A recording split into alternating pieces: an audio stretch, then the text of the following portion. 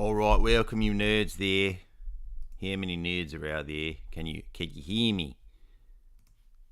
Kazamin, and can you hear me? I've got to go to Lowe's to pick up my igloo. I've got to go to Lowe's to pick up my styrofoam igloo. What's up, y'all? How you doing? So, yes, welcome back. As you know, we can't exactly live stream, but we kind of can. And for whatever reason, today it seems to be working, but as soon as I turn the camera on and try to get fancy, it's gonna not work. And so yeah, glad you guys can hear me. So we're doing it old school. Remember the old days of the boiler room? You're listening to the boiler room. When I would put up the stupid pictures, remember those days? Good old days, 2016 era. Y'all remember 2016, back when it was Tron Dump? Gonna be wonderful, really. Back in the good old days. Going to California, multiple trips to California. Fun times.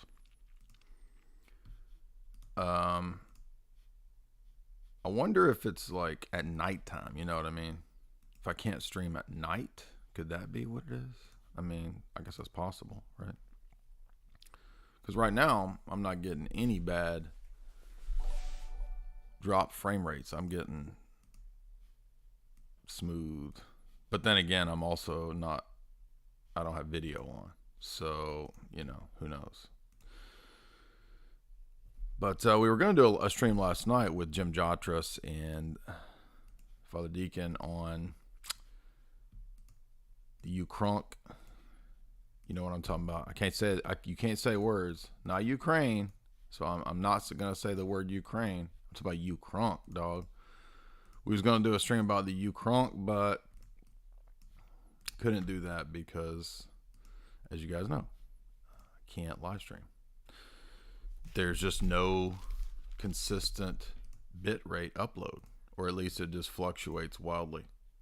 And then I noticed the Pagans over here on this channel, they didn't do a live stream. They did it old school, like Google Hangout style, where you just talk, and there's an avatar. You got your little avatar, your little tiny head on there, and you yapping. So they got them Pagans yapping. Well, I'm going to yap back. I'm going to yap back at them Pagans. Because this stream was funny, dude. Like, it was a jizzoke. And I tried to get up in there. You know what I'm saying? I was trolling in the chat. I was slapping keyboard. Slapping them faces like frickin' Will Smith slapped on Chris Rock today. Who believes that? Really? Are you serious? I tweeted at Wall Smith. I said, listen here, Wall Smith. I said to his face on Twitter, I said, thy wife named Jada upon my mouth. Come slap me with thy white glove, noble prince of Bel Air. The dude didn't even reply. He didn't even reply, dude. I punked him out. Punked out Wall Smith. Anyway, what are we talking about? Paganism. Again, I've been telling you guys for over a year now. Actually, I did my first pagan stream back in 2018. I think before the Boglord Dave debate. And before the Mark Brauman debate, I did that pagan stream. Remember that? And then we had Brauman, and then we had Boglord Dave, I think. And since then, I started noticing, you know, they're really allowing this to kind of grow. So I think they want to corral, like Golden Corral, with giant chocolate fountains. Right? Draw the pagans into the Golden Corral. Draw the dissident right-wingers into the Golden Corral. Give you your little niche, basically, is what I'm getting at. If you don't know, that's me in the bottom right hand, right? People are like, you're mean, dude. So I was like, well, all right, well, I'm going to put up a mean picture of me on the internet. The internet says I'm mean. I'm going to be the mean internet man. And, yeah, so now the first half of this thing, we need to get into it because it's going to take forever, dude. I don't know how far I'm going to get into this because the arguments are pretty terrible. I mean, this one dude who's a nice guy, actually, I went on his channel like a year or two ago, and we did a live stream, or we did a show about David Lynch. And so we had a good David Lynch breakdown. I don't remember. I just realized after a while, oh, that's that dude, right? And I decided a lot of these Nordic folk got Viking names. My Viking name is going to be Vinegar because I'm a salty Viking, right? Get it? Vinegar, Vinegar, Vinegar, the salty Viking, the mean Viking. And my wife named Freya. Just rambling, just straight rambling over here. Now, hopefully everything's going to work out. You guys can hear the pagans and the echoes of their ancestors as we get into this. I'm new, so I was new to Academic Agent. I was new to these people, except for the dude on the top right, whose show I had been on a year ago. And these are not great arguments, but one reason it'll be relevant to do this, well, number one, Academic Agent didn't really allow dude to answer my second super chat. So that's another reason. One reason I wanted to do this reply stream. He also said, please do a reply stream. And then he makes his shows private or whatever. And then he said, oh, I'm going to do what did he say? An Orthodox discussion in the near future. So I think in like 2 weeks, he's doing a stream on why people find Orthodox Christianity convincing. And I believe he himself is kind of an agnostic with favorable leanings towards theism in Christianity. So, and he just had our boy little Tristana on. So that was cool that he had Tristana on. So, I've been checking out this dude's stuff, and this isn't really Academic Agent. This is mainly the three pagans that he has on. Frodo, Alexander the Apotheite, and Raging Mandrill. And, yeah, it's going to be, I think, for us, a really good exercise in, presuppositional apologetics. We're going to get a good test case of a presup in this situation. We're going to get a good account of how to do an internal critique of these kinds of worldviews. And also because this worldview seems to be gathering in more and more young, disaffected, naive people who think that this is some kind of real, grassroots reaction to the system. Like, it's just so naive and stupid. I can't believe how dumb right-wingers are, right? I mean, the right wing will fall for anything. It doesn't matter how many times people get COINTELPRO'd into the next latest stage stupid thing. They keep falling for it.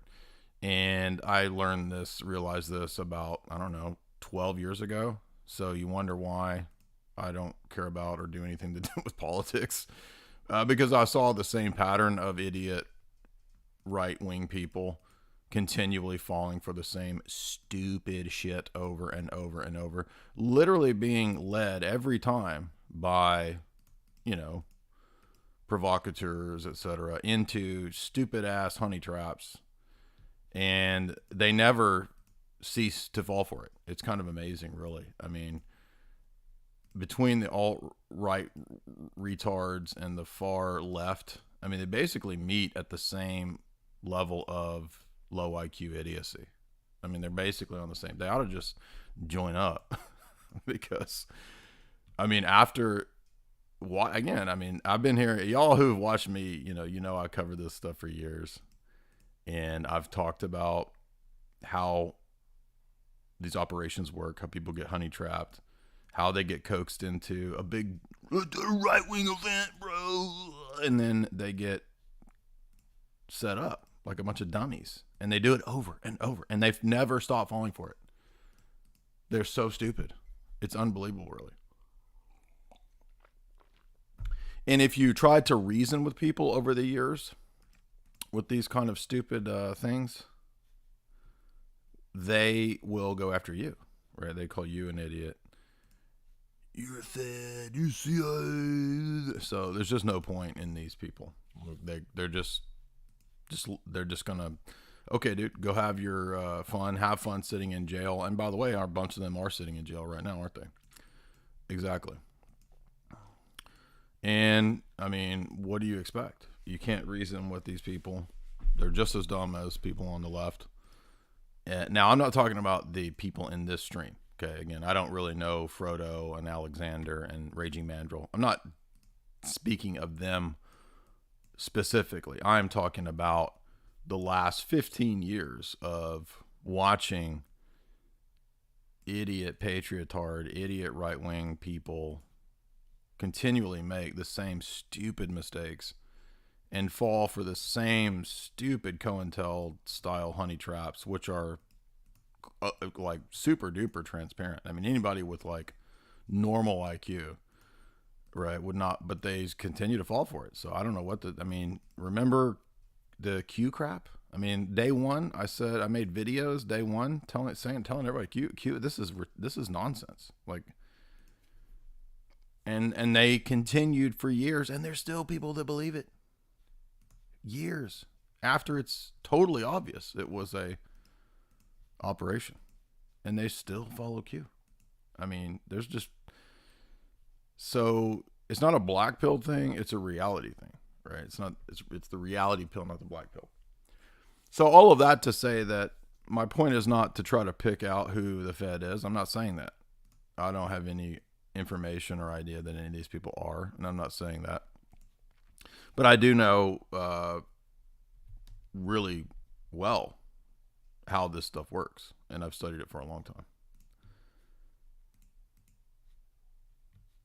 So I'm trying to, again, tell my audience, not these goobers, because they're never gonna listen or understand. But people in my audience, once again, notice I'll be vindicated for the 1,000th time that all of these right wingers are being corralled into the new fad of the Neo-Pagan movement, which is being allowed, mainly because it's controlled, and that doesn't mean that there's no controlled op in religious realms or Orthodoxy, Roman Catholicism. There are, in fact, talked about that also for years. So don't make rash judgments when you come here, when you hear this, as if I'm saying, oh, Orthodox Christianity is immune to infiltration and co-opting. And no, dude, I've been talking about that as well for years. So if you really listen to what I'm talking about, I think we're very nuanced here. We're very balanced. We don't go crazy with speculation. But it is important to understand this element of it, that worldviews and belief systems are studied by very smart people for the purpose of controlling and corralling you. And that doesn't mean that people who believe, anybody that believes neo-paganism is some secret agent. No, they're just buying into things that are being allowed to foster and sort of grow. And I'm not saying that every neo-pagan out there is a Fed. I'm not saying that. It's just, it doesn't work like that, right? You have kind of people that fund and promote things at a very high level, and it intersects with entities like the Green Agenda, right? Entities like Extinction Rebellion that will overlap with pagan ideas. Cults, groups like Crowleyanism, which will overlap with Wicca, neo-pagan movements, right? And again, I understand that not all these groups are identical, but I'm saying that the intersection and overlap of these groups allows for wealthier, more powerful people to steer these movements. And it doesn't matter to me that Varg has been censored. Yeah, I'm not saying there aren't people that get censored. There's people that get censored in every position. So what, right? All right, so let's get into this. And again, I mean, guys, I'm not a noob. I'm not a conspiracy weirdo. I've studied worldviews and worldview warfare at the graduate level for years, for decades. I understand how this works. And I've been right so many times about these different movements, about these different people, about people I've avoided and been vindicated so many times. You would think that my credibility would be like through the roof, but people just prefer to do their LARPing and their role playing, right? They would rather have that than reality. So, but you pay a price for that. So when you want to believe delusions, there's a price that you pay that comes along with believing delusions. So if you'd like to support the stream, I remember you can do so through the super chats. That's via Streamlabs. There, the link is in the show description. So let's get into this. I didn't hear the first hour, so I heard the last 3 hours. So some of this is going to be new to me. So let's get into hearing this critique, and let me know in the chat, first of all, if when I play them, you can hear them well enough, and if the sound is, pretty good. So I'll be writing the mute button and muting when the pagans are talking. So this is Academic Agent introducing the panel, the Valhalla panel here. Being a pagan, which is one of the strange aspects of what was known as the French New Right, that they were like explicitly pagans. So maybe we can get into like why that was over the course of the conversation. But let's start with you, Frody. If you were to sum up, what is the, and I realize it's a big topic to try to sum up, but what is the essence of the pagan critique of Christianity? Mr. Frodo, Mr. Frodo, Mr. Frodo, what's the essence of the critique, Mr. Frodo? Sam! I couldn't resist. I mean, the guy's Frodo, right? You're right to say that it is a big topic. So, I can't put it in one sentence or one paragraph. I gave a speech back in 2018 where I summed it up, and the speech is available on YouTube, on BitChute, and elsewhere. I think the title is Paganism as Metaphysics. But what it really is, it's a critique of Christianity and Christian metaphysics. And by metaphysics, metaphysics is one of those words that. Now, I'm going to have to step in here because, again, although on a personal level, I don't have any problem with this guy. We had a very amicable chat when he had me on his movie show, and I have not heard his lecture. But from this interview, I don't think this dude knows anything about metaphysics. So I think he picked kind of a sassy little term like metaphysics, which sounds cool. But as you listen through the course of this discussion, that this person wanted to go after Christianity on the basis of metaphysics, while also having little to no knowledge of Christian metaphysics, the history of Christianity, and the discipline of metaphysics is kind of bizarre. It's kind of staggering to me. Can mean 1,000 different things, and what I mean by that in this context. Actually, metaphysics can't mean 1,000 different things. Not sure where he got that idea. Did he think that metaphysics is what Barnes and Noble says it is, like the witchcraft section? That's not what metaphysics is. Okay, this is a classic discipline from Greek philosophy. Ultimately, I guess you could say. You could argue that Christianity or the Hebrew revelation also has a kind of a metaphysic inherent in the revelation itself. And then, Greek philosophy will get elements of metaphysics correct. But first off, no, metaphysics doesn't have 1,000 different meanings. That's completely false. Is the fundamental assumptions about reality, the fundamental assumptions about the world. Now, it sounds like he's been listening to me. So first of all, that's not what metaphysics is. Fundamental assumptions about the world is epistemology. So again, not trying to be mean to this guy. I don't dislike this person or it's not personal, but I'm going to be honest and straightforward in my critique right away that metaphysics is the discipline of philosophy. This is not even a dispute, right? that deals with what exists, reality, being, ontology, existence, what is not. That's the domain of metaphysics. Presuppositions, although they might relate to metaphysics, or there might be presuppositions about metaphysics, presuppositions is the domain of epistemology, not metaphysics. So already this is such a fundamental error that people, and again, I'm not trying to be a D-bag, bro. I promise I'm not trying to be a D-bag. I'm just trying to tell you that if you're going to speak on a topic, you can't make fundamental philosophy 101 class mistakes. Fundamental values, the framework of your worldview, that is basically what I call metaphysics. Okay, so this guy has been listening to what I talk about and apparently wants to use buzzwords to bolster a pagan worldview. But metaphysics is not the presuppositions of a worldview. Context. And so that speech is essentially a critique of Christianity from the point of view of assumptions about the world, of values, and so on. You can talk about Christianity from a wide range of perspectives. And of course, one of them is the thing that Richard Dawkins does and the other sort of popular atheists, and that's dealing with Christianity as a set of claims about the world, supernatural things, and so on. And that's really the type of Christian, or the issues or the aspect of Christianity that was dealt with in with the Enlightenment philosophers and scientific debate and so on.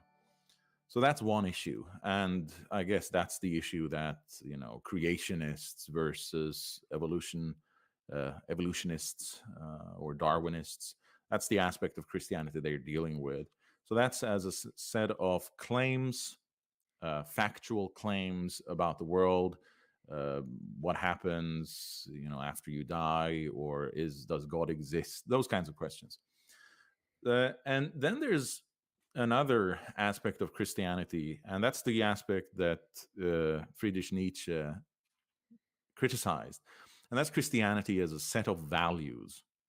And what I've argued many times is that although people like Dawkins criticize Christianity from a scientific point of view, they are very much Christian from the point of view that Nietzsche criticizes, that is the set of values, right? So a lot of the modern atheists and liberals and so on who completely reject Christianity as a religion have nonetheless accepted Christianity as a set of values, and basically that is the result. That's what we see today with modern liberal society. So the first point here, of course, I've been talking about this critique from Nietzsche for years now. I brought it up in multiple pagan debates. Nietzsche's critique really is against the liberal Western so-called Christianity of his day, right? German Lutheranism, I guess you could say, that had already kind of adopted a lot of the higher critical presuppositions, the liberalism of Protestantism in general by his time throughout the world. So the critique, I know that in Nietzsche's mind, he probably meant it for all of Christianity, because for him, and remember, people at that time, especially in the 1800s, 1700s, there were all limitations when it came to access to scholarly literature and global Christianity. So I don't think Nietzsche had any familiarity or knowledge of Orthodox Christianity, first of all. Nietzsche's critiques of the effeminate, liberal, Western Christianity of his day are perfectly accurate. And, we've been talking about that here over on my channel for many years. I don't think there's anything incorrect or unclear about that. Sure, yeah, absolutely. Nietzsche was 100% right when it came to critiquing the higher critical so-called Christianity of his day, and also the notion that I think you could say too that probably his familiarity with Roman Catholicism and the sort of weird excesses and histrionics of the women saints and the greater and greater place that is given to Mary as, immaculately conceived, as, sort of co-redemptrix terminology that's gradually being accorded to Mary in the Roman Catholic world, which even EMJ says is an over excessive effeminacy that occurred post Council of Trent, right? Okay, well, so I would agree with all those critiques, sure. But does that really apply to Orthodox Christianity? I don't think so. And also, keep in mind, too, that he's when the pagans defend their paganism, they're going to say, you can't box us all in one box, bro. You can't box us all in. We're not all the same. So, yeah, there was degenerate pagan groups, but so what, bro? It doesn't count for my tribe. So they're allowed all of the nuance in the world. But when it comes to critiquing Christianity, there is no distinction between Orthodox Christianity and Roman Catholicism and Protestantism. They're all equal, bro. It's all just Jesus.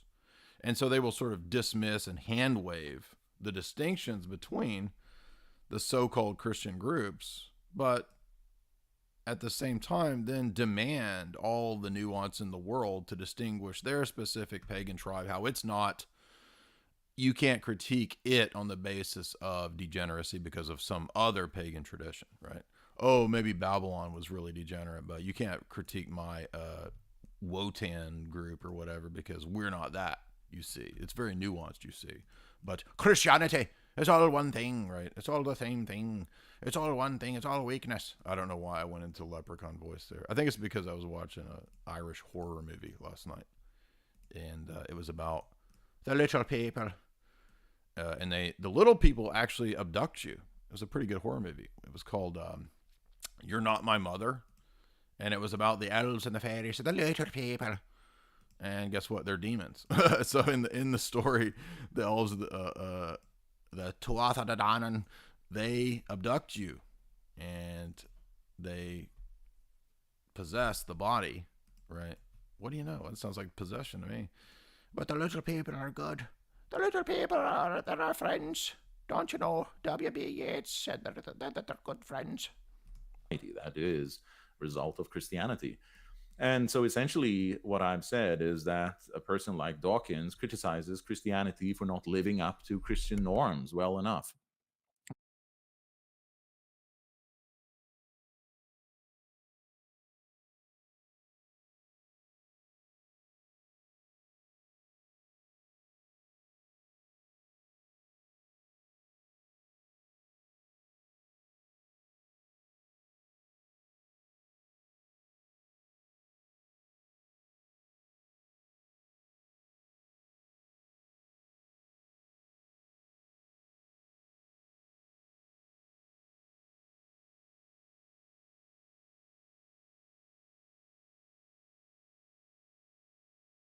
If atheism is true, right, then the pale-faced atheist is just as much an evangelist for truth, because if atheism is true, there is no truth. So Nietzsche's more consistent as an atheist, right? And he's calling people like Dawkins, Dennett, Hitchens to account and saying, you guys are not really consistent in your atheism. Because if you are consistent, you would realize that the idea that there's universal truth is really a Christian presupposition. So you're just another type of evangelist for an atheistic type of Christianity, aka the idea that there's objective truth. Now, keep that in mind, because our buddy Frodo here is going to have to sit with this denial of objective truth. He's going to have to live with this if he's going to continue down the path of accepting Nietzsche's relativism. Now, maybe he will, maybe he won't. I don't know. But, perspectivalism, right? Nietzscheanism does not do well for epistemology or debate. And again, I just, none of these people seem to figure out that if there's no objective truth, then there's no debates, bro. And yet at the same time, they all are happy and eager to debate. They want to debate the Christian. In fact, both of these guys on Twitter said, yes, I'm happy to come debate you, Jay. We will, set this up in the next few weeks or whatever. I'm like, oh, okay, so you do believe in objective truth. So let's see about that. We can get into more details about this later. So, but essentially, that is the the sort of the overarching picture that I would paint in order to criticize Christianity, that it is really the modern values, the liberal values come from Christianity. So that's one. So now he noticed that he's allowed to say the liberal values in a very vague way. And then when I asked my super chat later, Academic Agent acts like, but I don't know what you mean by liberal. Liberal value. What do you mean? Liberal is unclear. What do you mean by liberal? What is this word liberal? And he thinks I mean in the political sense. And presumably this individual means this in a political sense as well.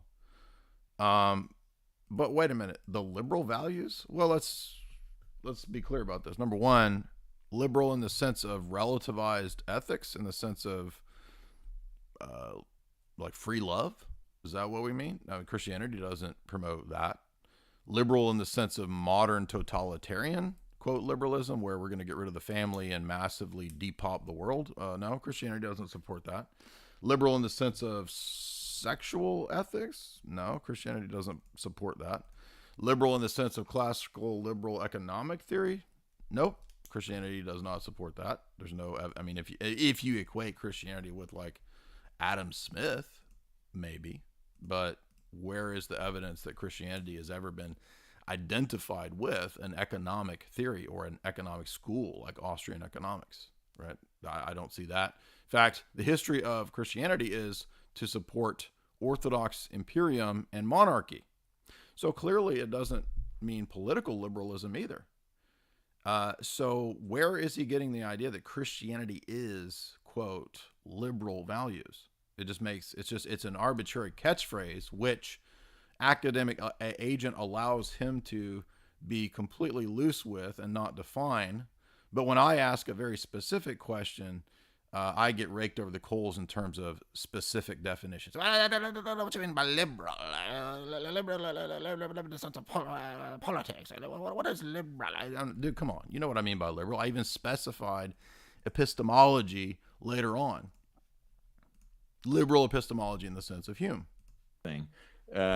Another thing is what I talk about in that speech is Christianity as a sort of a revolutionary movement. E. Michael Jones talks about the Jewish revolutionary spirit.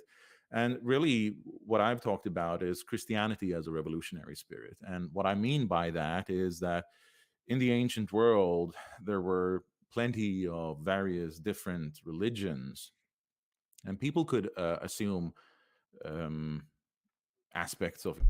Well, this is why, again, I mean, words like liberal and revolutionary are vague words, right? And remember, Academic Agent made me be exceedingly specific in what liberal meant.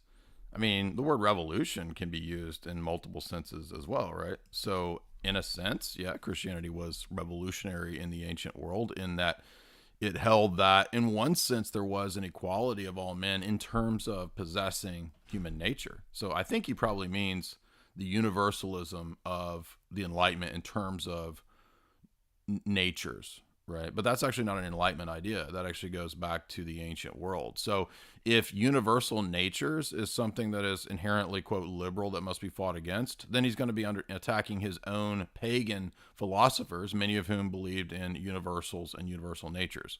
So again, that he has no knowledge of metaphysics actually at all, or else he would know that. I mean, that's pretty fundamental to Plato or to Aristotle, right? That there are natures, substances, or essences that make things what they are. They're not subjective or relativistic. And so the notion of a tyrannical universal principle is something that he's going to have to contend with even in his own so-called, quote, pagan tradition. But notice, of course, the quote, there is no pagan tradition. There's not a, quote, pagan tradition. There's varied and multiple pagan philosophers and thinkers who come up with all kinds of systems and ideas and, tribal gods. I mean, it's all over the place, right?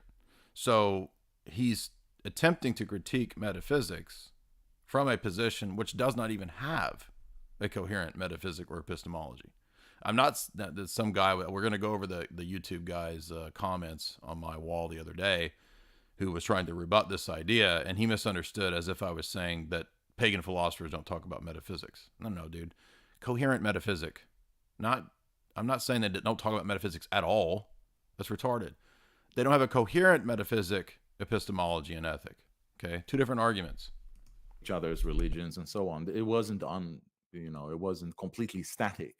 Things changed and so on. But what was unique with Christianity was that it was universalist and exclusivist. It was a sort of a monopoly religion. That's what. Yeah, I mean, does he not know how many ancient pagan religions and imperial religions also claimed universal scope? I mean, Marcus Aurelius in the Meditations, that's a defense of the Roman Imperium and its universality, the universality of reason. So notice the arbitrariness that, that's a bad paganism. I don't like that paganism because I come from a barbarian tribe, and we don't like Roman imperial paganism. Oh, really? So what? It's ad hoc, right? Who cares that you don't like that? That's not an argument as to why one is preferable to the other, or why one is true and the other false. And think also of ancient pagan systems. I mean, ancient Egyptian paganism believed in universal principles 100%. I mean, the universal principle that is Atum Ra, right, is incarnated in Pharaoh. And if you don't submit to Pharaoh, then you get you get bitch slapped like Chris Rock or whatever, or worse. Does he not think or know that Platonism, which is a, quote, pagan philosophy, which, by the way, many pagans in the chat were appealing to Plato. In fact, in this chat, these pagans will say, paganism isn't degenerate because Plato's laws, bro. Okay, but you just attacked universalism, which is a fundamental principle of Platonism. It's like these people are arguing about things that they don't have any knowledge of. And I'm not being mean. It's not an intention. I'm not trying to slight them or say they're bad people or that they're stupid. But to make these kinds of statements, again, is complete ignorance of the Greek philosophical tradition, which is pagan. Made it successful. It said essentially that everyone has to convert to Christianity, and when they do that, they have to reject every other religion. So they want a monopoly. They want exclusivity and universality. And basically, that was a revolutionary movement that. Well, I mean, even Nietzsche goes after the notion of universal truth from Plato, right? He goes after Socrates. So notice how arbitrary and inconsistent this argument already is from the outset. So he had used an argument from Nietzsche about this, but does he not realize that Nietzsche attacks the notion of universality not from Christ but from Plato? Really changed how we see the world. And of course, today, a lot of people see, or most people see, Christianity as a conservative movement, but I'd argue that it's the most revolutionary movement that has ever existed, because it's basically demanded that people rejected their fundamental assumptions about reality. And then later... Okay, but that's equivocating on the word revolution. And again, revolutionary in what sense? Okay, so there's not, like, revolution is not a word that has one reference or one sense. I mean, we could say something like, what's the most right-wing movement you could think of? I don't know, take Hegel's philosophy of the right, okay, something like this. I mean, to try to enact a dictatorship on the basis of the philosophy of the right in the modern world, or in, Hegel's time, wouldn't that be revolutionary? Yeah. So does the fact that it's contrary to the prevailing ethos is what makes it revolutionary, not that it's, quote, liberal. Revolutions on the level of politics and so on have happened within that wider paradigm shift of the sort of metaphysical revolution that was Christianity. So, and then we've had a political. So is Christianity a metaphysical revolution? Well, again, he's conflating metaphysics with epistemology. So again, no knowledge of basic philosophy. In ways, I guess you could say it was revolutionary, but the elements that were revolutionary were things like the doctrine of personhood, right? That God the Father is personal and not some impersonal force. But ironically, in ways, that's actually analogous to the gods being personal gods, right? I'm making a loose analogy here. So if he has a problem with personhood, then he's going to have a problem with the gods of, Homer's Iliad or something like this, right? Because they're basically persons, you could say. They're like humans, basically.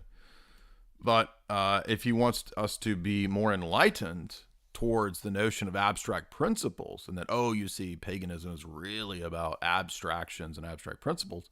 Oh, well, that's Plato and Aristotle, right? Who move us away from gods and into the domain of abstract principles. But those are universal principles, particularly in Plato.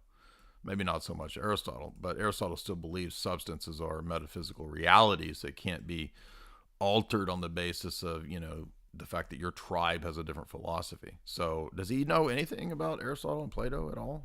Revolution, a cultural revolution, and finally now we're sort of at a biological revolution in the modern world, where people are supposed to sort of reject who they are as biological creatures, race and sex and so on.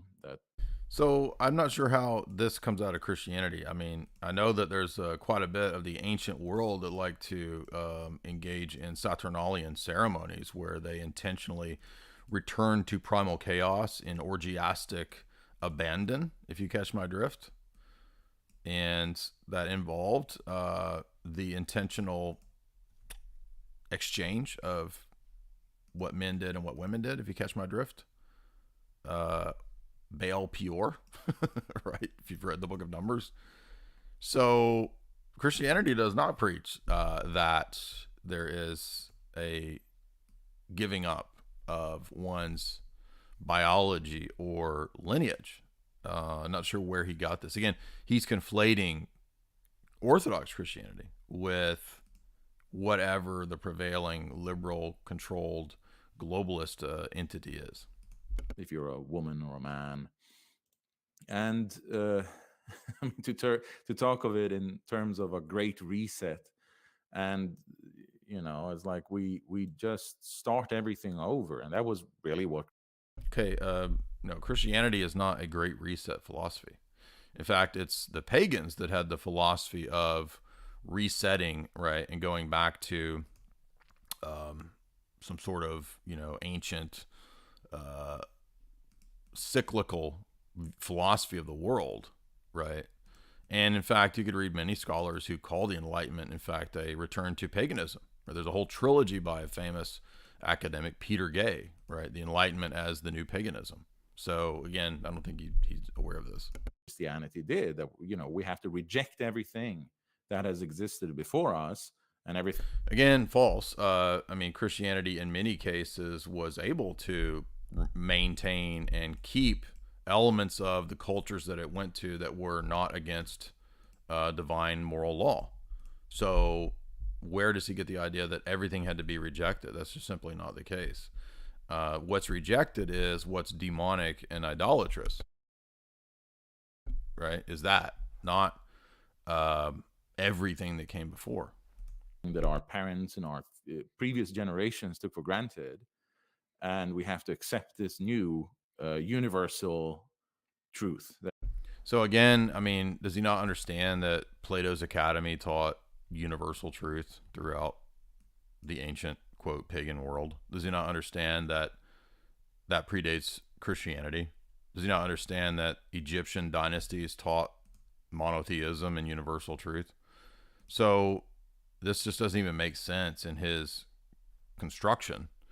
And it's really just a arbitrary reading of history that picks and chooses and acts like it's even ignorant of Christian history. I mean, how many philosophers of the ancient world became Christians and, picked out of the philosophical world of their day what was good, right? And there could be excesses with this where we see people like Origen falling into heresy, but there can also be positive approaches to this, like Dionysius or Maximus the Confessor, right, who goes and finds quite a bit of good insight in various philosophers, Plato, Aristotle, John Damascus, right? He relies quite a bit on Aristotle. So the idea that this is some arbitrary thing, that it's an all or nothing and you have to totally cast out your heritage. I mean, these pagans themselves actually think that Christmas and Easter are pagan things that Christianity has retained. Well, if Christianity, number one, that's not true, but if Christianity retained pagan things, then your argument that you had to throw away everything before is false by your own argumentation. Secondly, Christmas and Easter are not pagan things, that it has nothing to do with Yule. So I went in the chat and I was calling these goobers out about this because they're literally saying that Christianity stole Christmas from Germanic Yule. Dude, Christmas is the divine liturgy of Christ Mass is celebrated in 200 AD in Alexandria.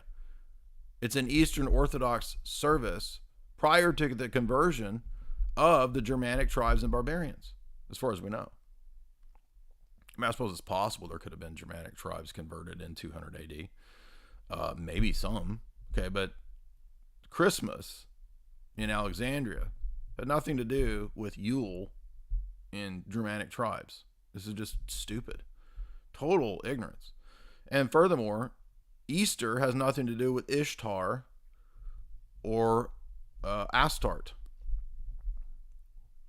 Easter is Pascha. Where does Pascha come from? Passover. Okay, so it's like these. Did you do any looking into the origin of these things? Like you just sort of assumed that what the pagans on Reddit said was the case? Everyone has to accept. So that came first on the level, the sort of the Great Reset on the level of metaphysics, or the basic assumptions about reality on religion, spirituality, and so on. And then there was the Great Reset, of course, with the French Revolution and the other political revolutions, where people rejected their political traditions and started anew with sort of this, that they could think, from the armchair position, you can sort of think rationally and create this rational structure of how politics should work, and you can disregard tradition. Well, I guess in principle I agree with that, but again, there's many pagan philosophers who do that. So you could look at something like Plotinus, right, who thinks that you just kind of sit back and armchair contemplate and kind of structure the world. So again, does he realize that? I don't know. And then, of course, later on in culture, with sort of cultural and artistic modernism, people rejecting the artistic cultural tradition and wanted to create. Totally not true. I mean, I don't know where he gets the idea that Christianity rejects the artistic cultural tradition of peoples. There may have been cases where this happened, but I don't think on the whole that's the case. I mean, again, the model of, the Orthodox saints who came to Alaska was not to destroy the Inuit people's culture and tradition, not to override it, but to lift up the elements in those traditions that are good and not contrary to divine law or moral law. So again, these are just really, I mean, if you mean wiping out like the degeneracy, yeah. If you mean wiping out like degenerate art, and Rome, for example, Rome had like really super degenerate art on the walls, right? Like, pee-pee poo-poo stuff on the wall. So yeah, if that's what you describe as like literal or like artistic aesthetic tradition that needs to be carried on, no, that's not going to carry on, bro. Something revolutionary new. And then even later we have the revolution on the level of biological creatures, rejecting, you can decide for yourself if you are a white person or a black person, if you're a man or a woman. And the end result of all these revolutions or great resets is that you've rejected. Okay, again, I reject out of hand any connection between Christianity and the Great Reset. I mean, he's like picking two dubious similarities and saying, you see, there's this grand connection between them both being revolutionary because, well, they're revolutionary in different senses. And I mean, Great Reset is based on something like usury. Christianity, in terms of Orthodox Christianity, rejects usury. So, I mean, fundamentally, the economic superstructure is completely different. And is he not aware of this? Everything that makes you into a human being. And so you rejected everything that's taken for granted. And this is the triumph of the tabula rasa.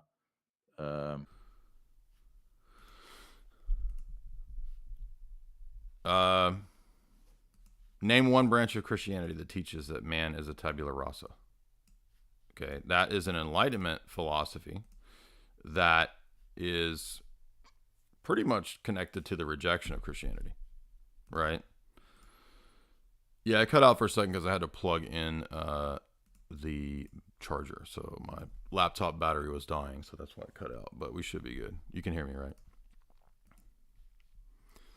So again, just like so many fundamental history of ideas mistakes, so many church history mistakes already, so many basic philosophy mistakes already. And I'm not trying to be mean to this guy. Again, it's not like, well, I'm threatened. I got to get on here and bash Frodo. Nah, bro. Like Frodo, we had a good chat on his stream. I don't hate Frodo. I like Samwise and Frodo. I even like Merry and Pippin. Religions you can choose from, political identities, ethnic, cultural, religious, sexual identities, and everything like that. And dude, making jokes has nothing to do with not being loving. So there's the pagans come into the chat and they're like, yeah, you're really loving with your jokes. Well, dude, come on. It's a joke. And actually jokes can be loving. That is the result of a series of revolutions that have happened in our consciousness, in our minds, that has liberated us from everything we take for granted. And that is the triumph of the abstract individual. Now we are just seen as abstract individuals. And well, this is a great critique. But again, the notion of man as an abstracted individual is an Enlightenment anti-Christian philosophy. Okay, so this is out of people who consciously wanted to reject Christianity. Adam Smith, laissez-faire philosophers, Enlightenment philosophers. And Enlightenment philosophy is a return of paganism. Again, go look at Peter Gay's trilogy. That is the end result. And that is where we are in the modern world. And we're no longer constrained by our history, our traditions, our biology, or anything like that. And so that's one aspect, the tabula rasa aspect. And the other version, or the other way of seeing things, the polar opposite of the tabula rasa, is what I've called, with a term that is from Martin Heidegger, which is Geworfenheit, which is thrownness. So we can get into more details. This is a complex issue. I'm pretty sure, I'm not an expert in Heidegger. He said Heidegger, right? Heidegger is a universalizing philosopher. I mean, he's like a philosopher on the right. And so I know a lot of these Neo-Pagans like Heidegger. But I don't think he really, if they understood philosophy and metaphysics, he's actually not going to do you guys any help. Okay, this is not a relativizing philosopher who affords you any academic, intellectual armor in terms of critiquing Christianity. Now, I don't think Heidegger was an Orthodox philosopher, but he's certainly not any kind of like tribal pagan, right, aid to your argumentation. And there was one other point I wanted to make about something he said. I don't know. We better let this go, because this will go forever if I don't let him talk. Just trying to give sort of a brief overview here. Oh, I remember what I want to say. I have to make this point. So notice right away, from the vantage point of making presuppositional critique, notice that he said that Christianity, this is a sort of universalizing tabula rasa, which wipes away identity. And he says that we no longer have our traditions, our heritage, etc. Okay, so you're implying then that we ought to. We here implies, in terms of logic, a universalizing claim. So the assumption is, the way he's arguing, is that all of us ought to have, right, recourse to our traditions. So he's giving a moral imperative. He's making a normative claim about what ought to be the case for everyone universally. That's the way he worded it. Now, maybe he'll try to step that back in a little bit. I don't know. But if we're doing the presuppositional critique, right away I'm saying, wait a minute, you just made a universal moral claim that everyone ought to have recourse to their ancestors' traditions. Now, maybe that is the case. Maybe it isn't the case. But if you're going to start making normative claims in terms of ethics, you're going to have to be able to justify and give an account for and ground how it is the case that we have normative claims, how we have oughts from is, you see. And I don't think he's going to be able to. In fact, later on, when I ask my question to him in Super Chat, he will actually directly contradict that. Do you remember this? Right now, he just said we ought to have recourse to our traditions, universal normative moral claim. When I ask my Super Chat, he is going to say, I do not believe in universal ethical moral claims. We don't do that. Paganism has no ethic. He will literally say paganism has no ethic as he sits here critiquing the ethics of Christianity for 3 hours. Well, on what basis do you critique another system's ethic when you say there is no ethic? Yeah. Yeah. You want me to stop there? So thanks a lot for that, Frody. I mean, there are lots of things that you touched on there. I mean, in the book by Benoit, is it Benoit? How do you say it? Alain de Benoit. Alain de Benoit. He one of the huge things he talks about is the shape of history and the shape of time, and that how Christians have a very linear concept of time, which feeds into progressivism, whereas pagans are much more kind of how you'd think about it in the Spenglerian cycles, or the I mean, if you read Spengler, you notice that he thinks that every culture is stuck in its own culture. So no culture can critique another culture. So in other words, Spengler is a cultural relativist. And I hope that these guys will really bite the bullet and be consistent with that, right? Because they want to cite these things. And I'm not faulting them for citing these things as, references or, points of insight. I enjoy Spengler's, broad-ranging pattern recognition view of history and whatnot, and the way he looks at cultures and civilizations and their birth, life, death cycles and all that. That's fascinating. That's neat. But, to act like Christianity doesn't have a consistent philosophy of time is pretty weak, actually. In fact, if you read something like St. Maximus's Ambigua, or if you read Father Dimitri Stanilo's book, Orthodox Dogmatics, Volume 1, there's a whole 60-page treatise on time that I guarantee you the guys in this stream couldn't even make their way through it. Now, I'm not trying to be mean, but they would have no familiarity with the actual metaphysics involved in his philosophy of time. So the idea that, it's just a question of linear time versus cyclical time. I mean, no, come on, man. It's it's way beyond that, right? And by the way, cyclical time, actually, I think you can make an argument that it's self-refuting, because it actually makes knowledge impossible, because humans are structured to learn and know things in a beginning, middle, end pattern. If you notice, language works this way. It doesn't work in the reverse. The middle doesn't suddenly one day become the end, right? So humans are structured such that we take in knowledge in this beginning, middle, and end way. And so if you want to say that there's no such thing as beginning, middle, and end, which is what a denial of linear time would amount to, and say that it's an eternal return, I mean, the epistemic implications of that are so preposterous that it's really absurd to adopt it. And the people that adopt it don't actually consistently think that way, right? They still act and talk and reason as if there's beginning, middle, and end, right? As a presupposition. I mean, it's a transcendental category, you could even argue, for the possibility of knowledge, that knowledge acts or events have beginning, middles, and ends. Sentences, stories, accounts, events have beginning, middles, and ends. I mean, even their stupid books, right? All their pagan stories have a beginning, middle, and an end. Oh, but you say beginning, middle, and end are not real.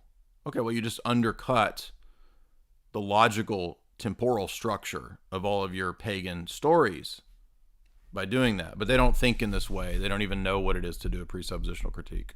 View, yeah. The cyclical view of history. That is one very interesting thing that has all sorts of knock-on consequences, where you can kind of draw a direct line between, well, by its necessity, Christian thinking has to be linear in this way, because they're waiting for the second coming, as it were. There is this there's a definite start point to history, and there's this definite end point that we're waiting for this final judgment. So that encourages you to think of history as a line. Whereas if you think of it as a more seasonal thing, with the rise and the fall, which is how people like Spengler, Evola, and various other thinkers think of it, the notions like progress start to feel a little bit more like they don't make sense in that conception. And the other thing that he talks about quite a lot, which you touched on, is the difference between universalism and particularism. And he's saying, well, paganism by its very nature will always be particularist, but Christianity almost has to like dissolve what makes each people or tribe special. It's because it needs to kind of like eradicate that in the name of its universalism, which is this kind of Yes. all conquering revolution, which Frody was talking about. Again, it's just simply not the case. I'm not sure where they get the idea that Christianity must destroy all the people groups. Now, elements of so-called Christianity that are, I would say, globalist run, World Council of Churches type stuff, Rockefeller-funded ecumenism, those kinds of watered-down fake things, they do have that effect. So I would agree with this critique when it comes to certain domains of so-called Christianity. But again, it's just not fair to lump everybody who's a Christian into that category when the pagans themselves say, don't lump us all into one boat. We're not all the same. Okay, well, if you're not all the same, and I can't just look at all pagan degeneracy as if it's one kind of degeneracy that you all collectively share, then you can't do that to us either, right? It's not a consistent type of argumentation, right? It's moving the goalposts. It's true for thee, but not for me. Raging Madrill, have you managed to fix your mic, sir? Yes, indeed I have. Thank you very much for having me on. Yes, thanks for joining us. Now, just a couple points I would like to make as this new guy comes in. So, if you want an example, if you want an example specifically of the really in-depth kind of philosophy of time that Orthodox Christianity has, which I think is unique even to anything in Protestantism or in Roman Catholicism, due to the essence-centered distinction, due to the Logi doctrine, etc. There's a great paper that I'm going to put into the chat by Dr. David Bradshaw, where he argues about St. Maximus in a kind of a genius way, appropriating this notion of space, of time, as one of the divine processions.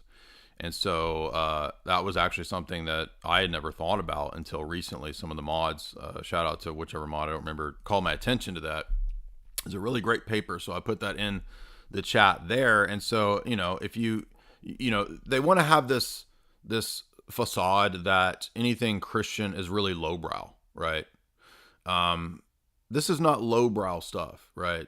Bradshaw's paper on time in St. Maximus as a divine procession is excellent. I highly recommend reading that paper if you want something that's, I mean, it's an Oxford patristic study, right? It's not lowbrow, stupid stuff here. Another really interesting paper that touches on the metaphysics of time from the Orthodox perspective is Stephen Clark's paper that I read many, many years ago, which I've always thought was really good. Maximus the Confessor, Logos Logi. And you'll notice in this paper, Stephen Clark gives a really interesting analysis of how the incarnation affects our idea of time and space and history through the Logia doctrine as well. So those are just some interesting counterpoints. They're not intentionally there to disprove paganism. I do think they, in an indirect way, can disprove pagan cyclical time. But the idea that this is just like a, I don't know, weaselly, weak, liberal Christian idea that time is just, we're all getting better, things are getting better, everything's getting better because we're liberal Christians. Now, I mean, this is not really even accurate.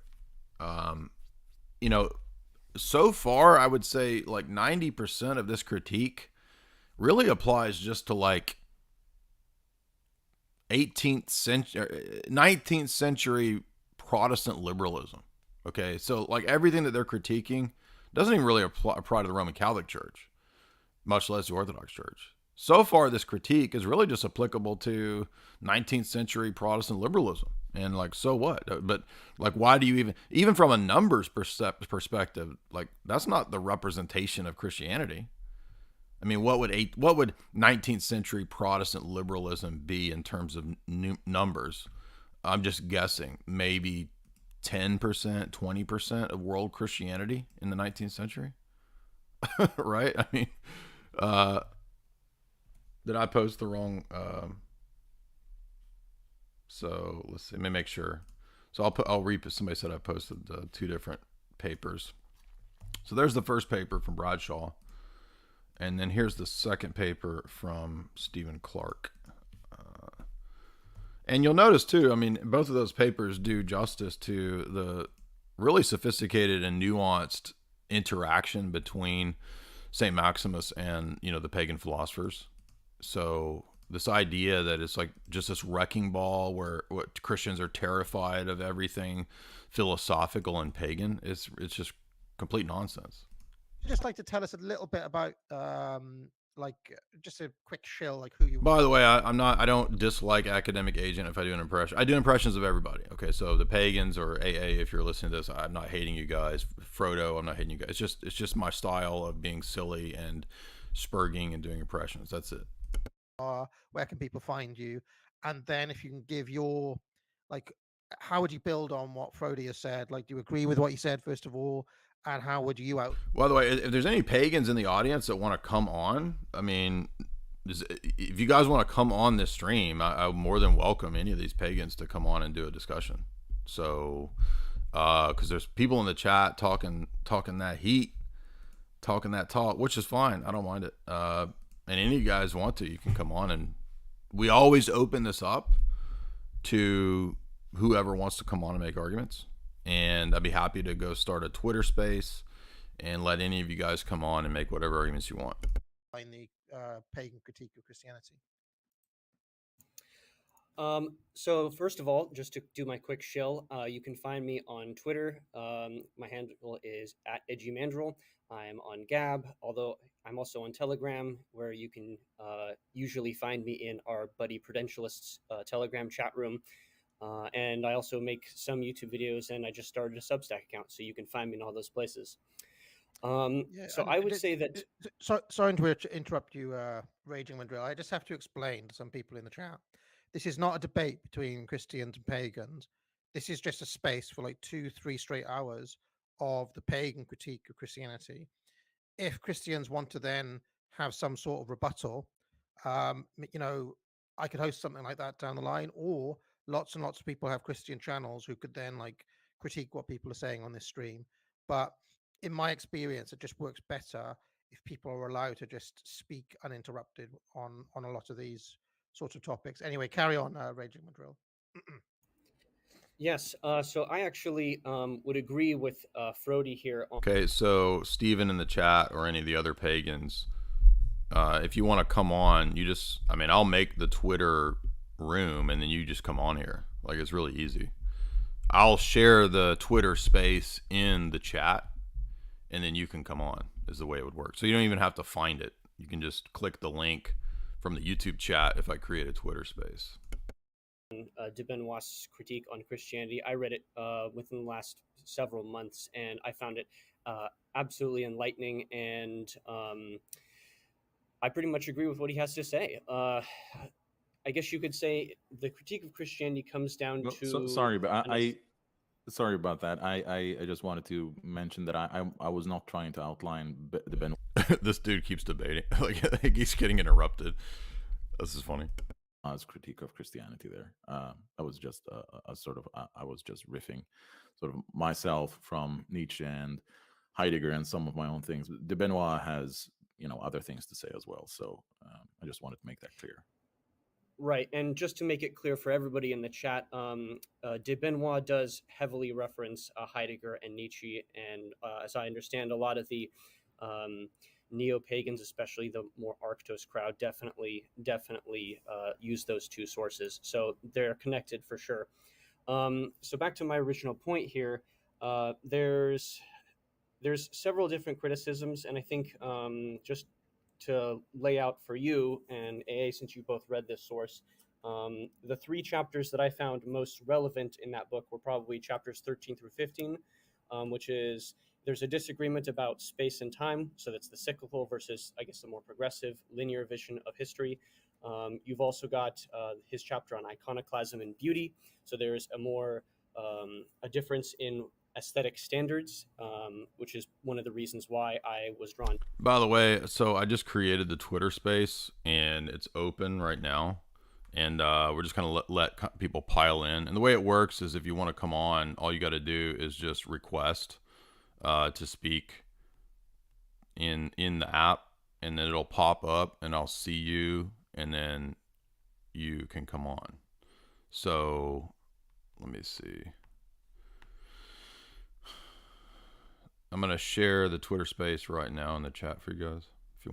If you want to come on air, is the way it works. So here is, let me mute. My alternate personalities are talking in my head out loud. So let's see. Okay, here's the Twitter space to Steven or whoever the pagan is that wants to come on, or any other pagans. Give it out. You give that link out to all your pagan buddies, bro. I ain't even scared, bro. I ain't even scared. But you will have to request to speak when you come on. So I don't know your Twitter handle. You can come into the space and then just request to speak, or any other pagans, right? It's open debate today with the pagans, and we are responding to academic agents Cigar stream where he had Frodo, Mandrill, and Alexander on. This originally, just basically mostly for the meme culture, but I've always liked, reading more pagan sources like, the Battle of Malden and Beowulf and that sort of thing. And then the last one. By the way, bro, don't those stories have beginning, middles, and ends? Could you imagine if all of the pagan stories were written in a cyclical way, and you could never figure out what the heck is going on? It'd be like every story is told like Pulp Fiction. That's just a joke, y'all. Is let's see, the universal and the particular, as you said. Those are the 3 basic main criticisms that I would outline. Yep. Oh yeah, well that was really profound, bro. Thank you for your 3 sentences there of telling us what you like and that you agree with the universal particular critique, which isn't even a critique, because as I already pointed out, countless pagan philosophers believe in universals as a real objective category. So yeah, I mean, this is just, I'm holding back, right? People are, you're so mean, dude. Well, that's why I put a mean picture up of me. So yeah, all right, we all agree I'm mean. Let's move on. But Steven, I'm looking for you in the chat. Are you in there? You got to hit request to speak, Steve. So do you need me to post the link again or what? Oh, what? And now there's one aspect that neither of you mentioned that I think Nietzsche talks about it quite extensively, and that is that he thinks that Christianity is life denying. And when I've read pagan stuff before, and when I spoke to someone like Survive the Jive, I remember some years back we did a stream. He emphasized, for example, that paganism is like life affirming as opposed to life denying. Do you want to say a few things about that, Raging Madrill, or is that a part of? Well, I mean, plenty. I don't know exactly know what this means, right? I mean, I know what Nietzsche means by it. I've read Nietzsche, but I'm saying I had grad classes on Nietzsche, by the way, so I'm not like just talking out of my butt. I've read a good chunk of Nietzsche over the years.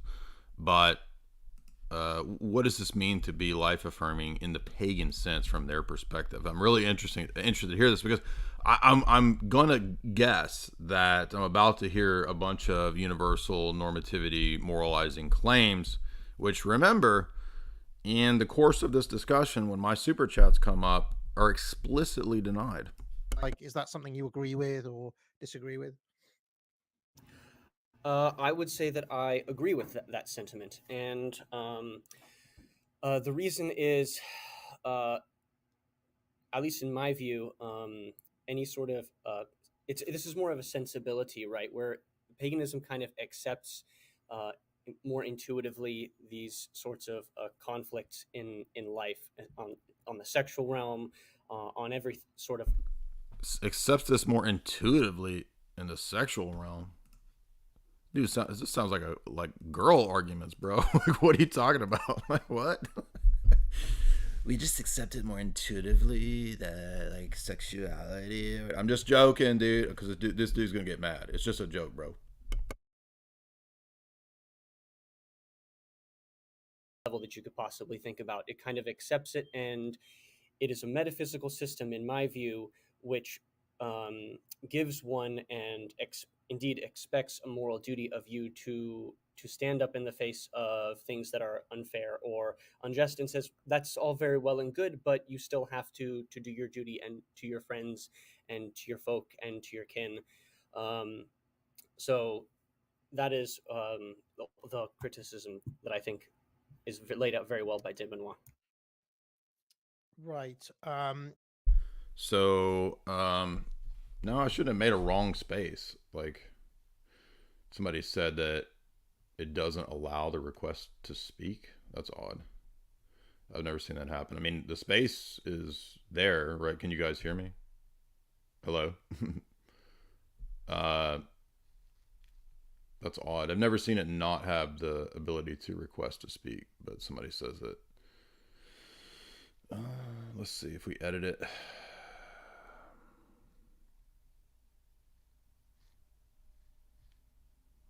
Adjust settings, speakers.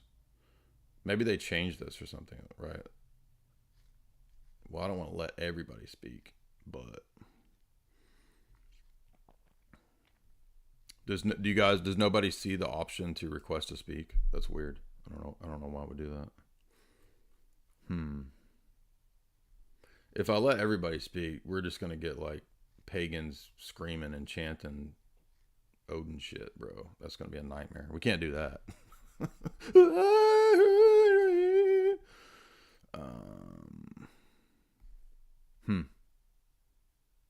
I guess I could create a Zoom room and let Steven come on.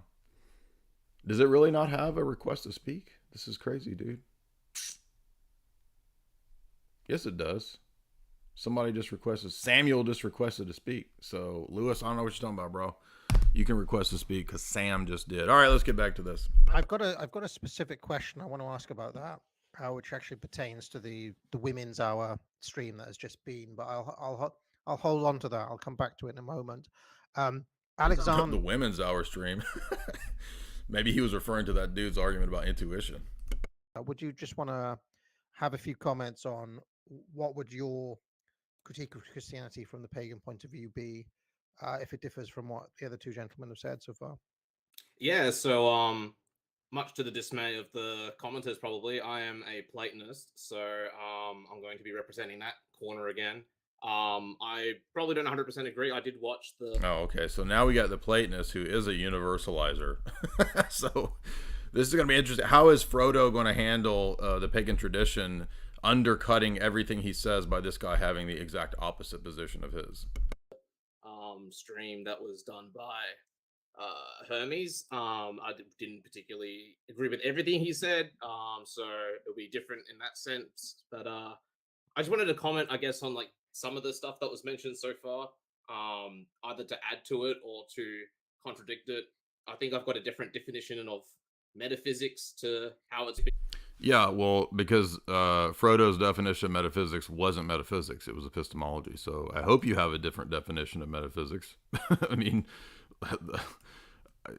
by the way, this is what are we? We're almost 30 minutes into this, and this is weak sauce, bro. And by the way, I don't think it gets any better, right? So I didn't hear the first hour, but so far I've not heard any arguments. I've heard a bunch of complaints about or sort of critiques of 19th century liberal Protestantism.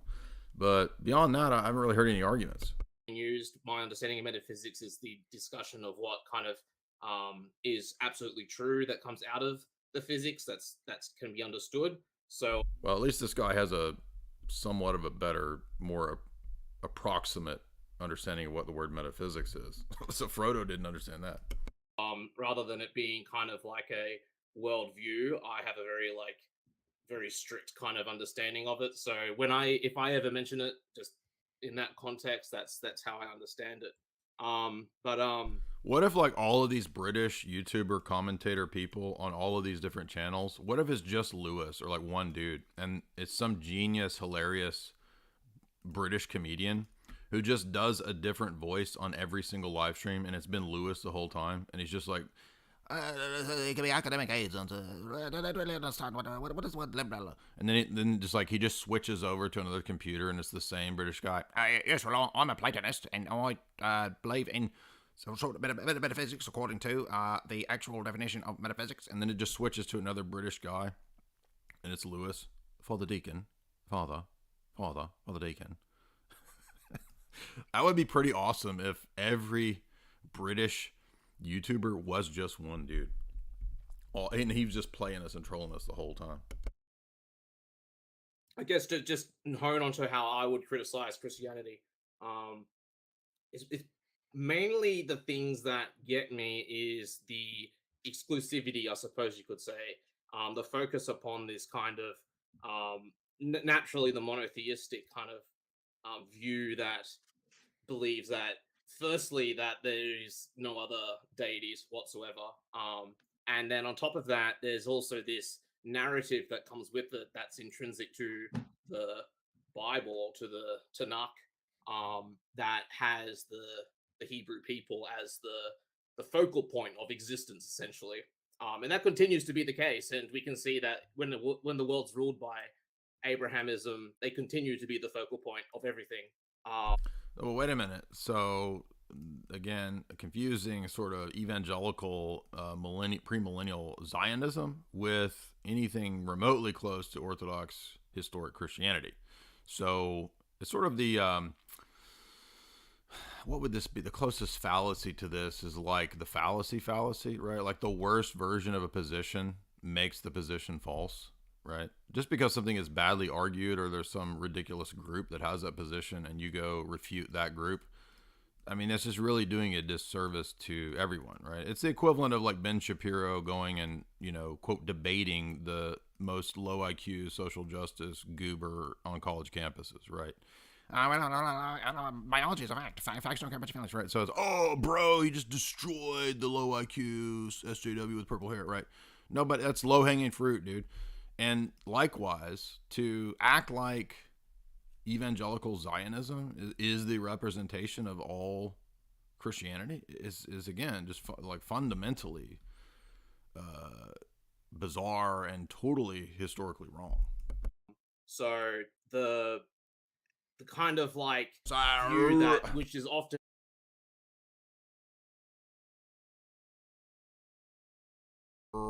not really discussed in Christian theology. Why is it that the supreme deity has identified particularly this individual group of people who are literally essentially no ones. And then he turns, he watches, and bro, like actually, the gods think I'm the best. So he's like, they're gonna turn around and do the exact same thing that they just critiqued, right? They're gonna be like, so no, actually, my gods, my ancestors have told me I'm the best, not them. Right. So, like, number one, if that's the case, if the religion is problematic because it tells you that you're special, then how are you going to turn around as a pagan and be like, well, my tribe's special? And when you contextualize their religion in the Semitic Near East, you find a lot of parallels between the Judaic faith, particularly the Bronze Age, and the Iron Age, Judaic faith, compared to the local Semitic faiths. Wait, so now we're supposed to use secular dating structures for ancient history, but does that also apply then to the secular approach to demythologization of paganism, right? Because I mean, these same secular academics are going to rely on for comparing the theological attitudes of ancient Near Eastern Hebrew religion are the same groups and people that are going to deconstruct and demythologize your tradition to basically make it nothing more than varying superstitions. And yet you just told me that Christianity is bad because it says the gods aren't real. So you're going to tell me that the gods are now a real metaphysically existing entity or entities, but you're going to go to secular historians to deconstruct Hebrew religion. Actually, a lot of similarities, and it's particularly in the way that it's developed.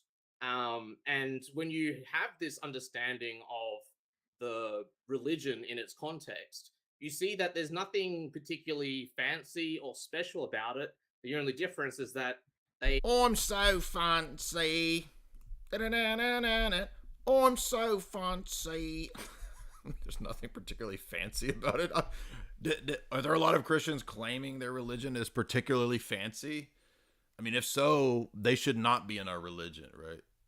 There's nothing particularly fancy about the religion, but there's quite a bit fancy about Azalea Banks. Developed a kind of like superiority complex that they were better than everyone else, which I'm fancier than everyone else. Now I always fall over into Australian accent, right? I don't think is this dude Australian? I don't think so. Fancy? That was pretty funny, actually. Arguably is very much built upon the envy that they had. So when you have all that, right, and then you have...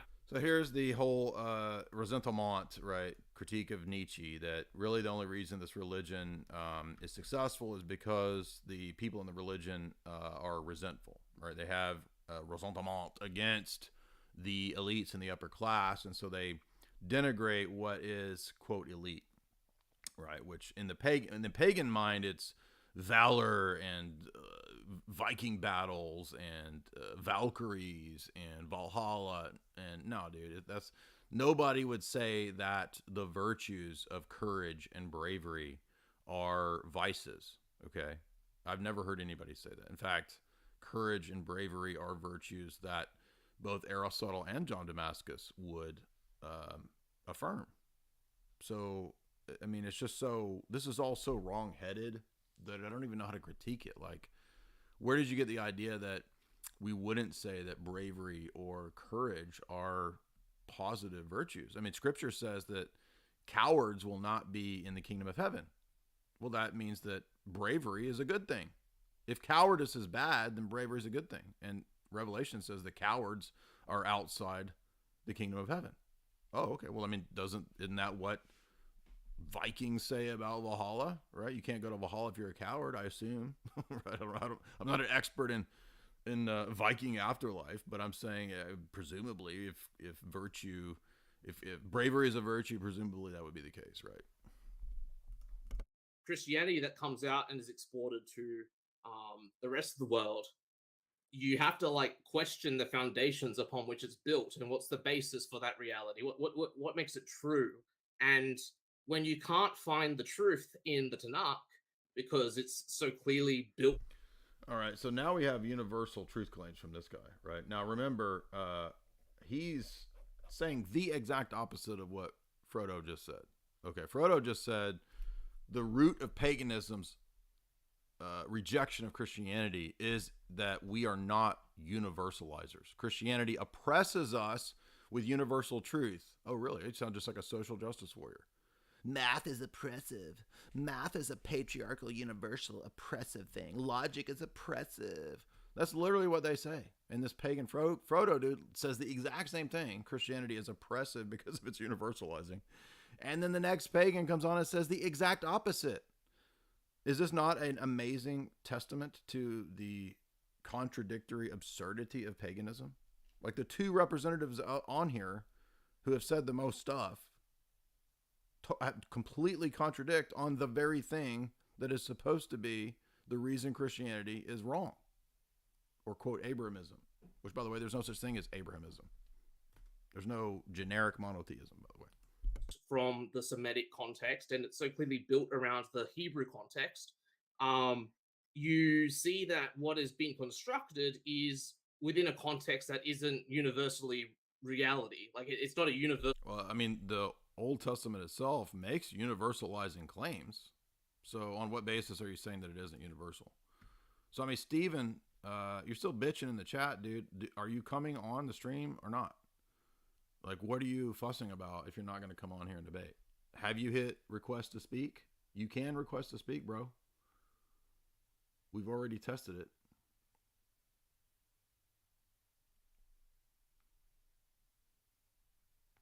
Like, why are you bitching in the chat, dude, if you're not going to step up and debate? So I'm making sure, right? You can request to speak. Are you in there, dude? What are you fussing about? Quit crying if you're not going to come on, man. Mean. It's a bunch of mean people. The reality that, you know, the Hebrew people are the chosen ones of the most supreme deity who created the entire cosmos. And there's no... Wait a minute. So is it a universalizing proposition in the Old Testament or not? So you just said it wasn't, but then now you're saying that the Old Testament teaches that God is the universal supreme deity who created the whole cosmos. So that would be a contradiction.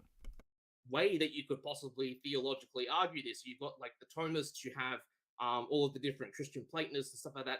There's no way that they can metaphysically argue this other than by appealing to the authority of the Bible that must be accepted as intrinsic. No, that's not true. We make modal collapse arguments all the time, disproving Platonism as the model for how we understand God. So again, does he not know that that's the whole point of the essence energy distinction, is to refute Platonism and to demonstrate creation ex nihilo? And so he's saying that because different people in the Christian tradition dispute this, that we have no way to know. Well, that's just simply not true. I mean, I've been here for years making the argument that the modal collapse position does not allow for creation ex nihilo, and you can make an argument for it.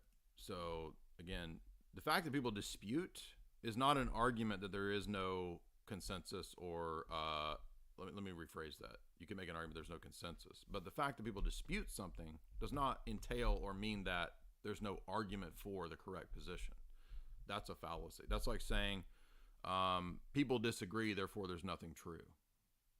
Well, the fact that people disagree has nothing to do with the truth or falsity of this or that position. It's irrelevant. So from that perspective, that's a criticism directly to the authority that Christianity that it asserts to have over like the reality of the world, essentially, and the way that they pitch it. But then you have the other arguments which have already been made about Christianity, I guess, from a very like socio-political point of view. I don't like making those arguments, mainly just because I know it doesn't convince Christians. It doesn't really convince them because they work from within a framework that's strongly theological. And look, it's not that it doesn't have its place, but because a lot of my like polemical kind of attention is towards how can I deconstruct this so that Christians are convinced, that means I've kind of focused more on the theology.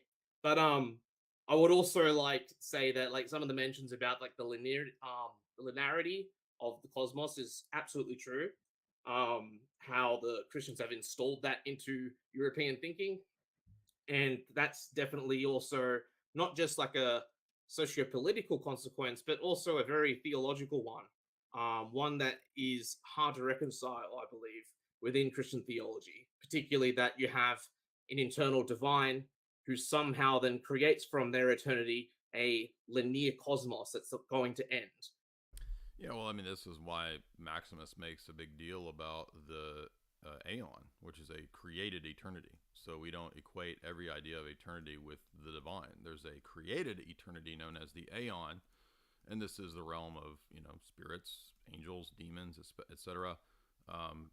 This is pretty common in many Eastern Orthodox philosophers and theologians. And so if I was a Thomist, this would be a big problem, right? Especially if I was arguing for divine conceptualism. If I equated every notion of the eternal with God himself, this does become a problem. So, but I don't think this guy even is aware of this topic or this issue. So I don't know what I think he's trying to say, that if God is eternal, how do we get, you know, like beginning, middle, and end time from an eternal being who creates time out of his own inner being? Of course, we don't say that, right? Time is not a emanation of the divine essence.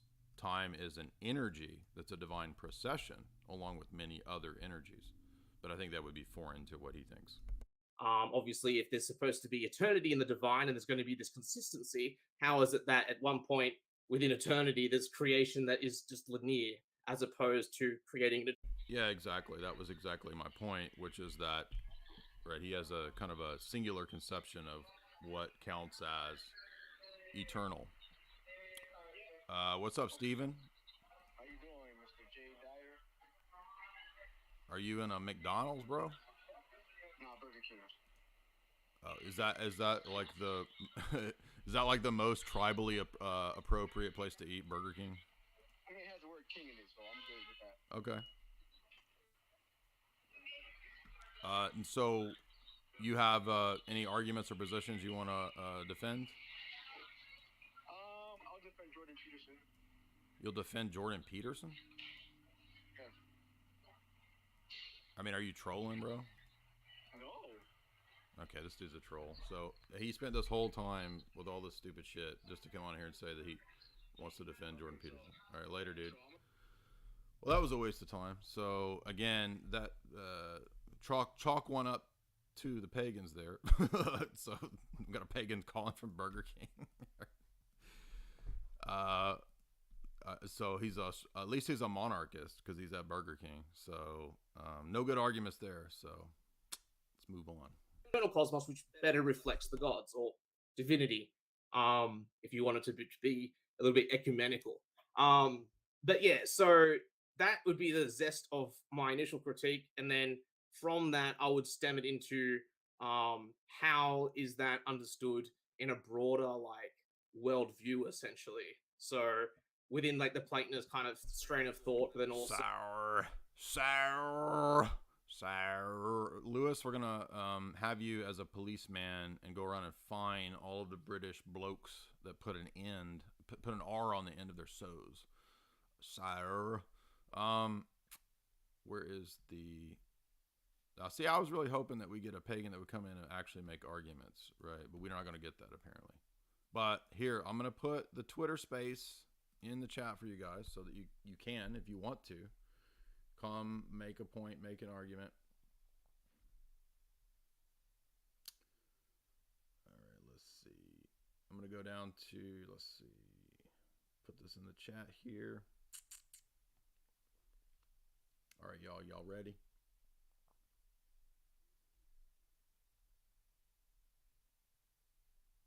Pretend that this is my Viking horn. It's a call. It's a call to all the Valkyries out there. Come join us, bro. I just blew the weird shaped horn. Having a critical understanding of different religions and how they relate to one another and how their cults are cultivated and the way that they worship, particularly seen in... I can make a really bad argument, right? Like, so Vikings blow a horn and Israeli people blow the shofar. So they have the same worldview because they do the same practices. How about that argument? You like that one? Semitic religions, there's a kind of like self-hatred or self-pitying. Like for example, I believe it was I think it was the Babylonians. I could be wrong, so someone can correct me on that. I think it was the Babylonians, though, that one of their traditions was that the king had to be beaten until he cries naked by priests, and then he has to profess his sins to the to Baal, I believe it was. And it was explicitly that he had to cry, like it wasn't just a description. He had to cry, and then that was this kind of humility before the court. I don't know where he gets the idea that this stupid thing is like unique to Semitic religions, and he thinks it might be Babylon. I mean, has he never heard of the king kill ritual? I mean, the king kill ritual is not a ritual that you can trace, to my knowledge, to Semitic stuff. Maybe it is, but this idea, so that it's always like this purity spiraling, who's better or worse, right? Like, Oh, you did that thing, and that's weak. We do this thing, and it's strong. And you're bad, and we're good. But also, there's no bad and no good.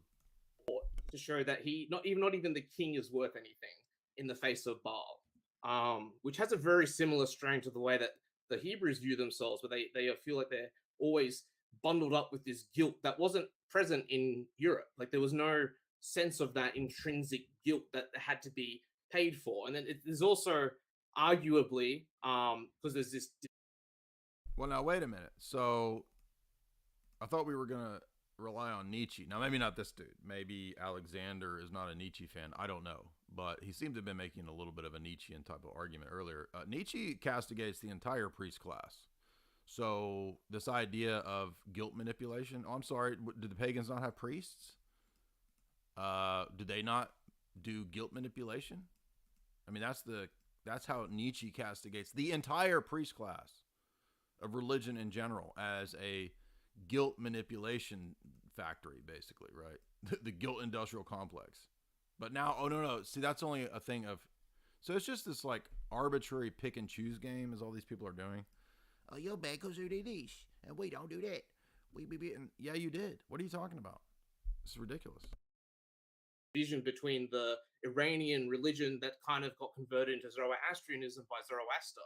You have this conversion into this sinful kind of thinking, and my argument would be that the same force that is present in the Semitic faiths and in Judaism that is manifest in Yahweh is also manifest there, where it's not just a particular force, but it's a force that's being applied to all peoples to try and. Okay, so it's wrong to, quote, guilt manipulate? Let's say that is the case, which I don't think it's all guilt manipulation, but like on what basis is this wrong? He's saying it's wrong, right? Convert them into this kind of self-defeated thinking. Yeah, you're talking from the Zoroastrians, the division between heaven and hell, God versus Satan, good versus evil, this kind of binary dualism, right? Exactly, yeah. Oh, okay. Well, thanks a lot for that, Alexander. So I'm gonna try to zero in now on why we might be having this discussion at all. Okay, on what is typically called the dissident right. Now, from my understanding, bearing in mind all of the stuff that you guys have said already, there are basically kind of 2 or 3 different reasons that people on the right specifically posit for this rejection of Christianity. The first, which is Alexander was kind of getting towards it, but it can have a more, how can I say, like virulently anti-Semitic strain.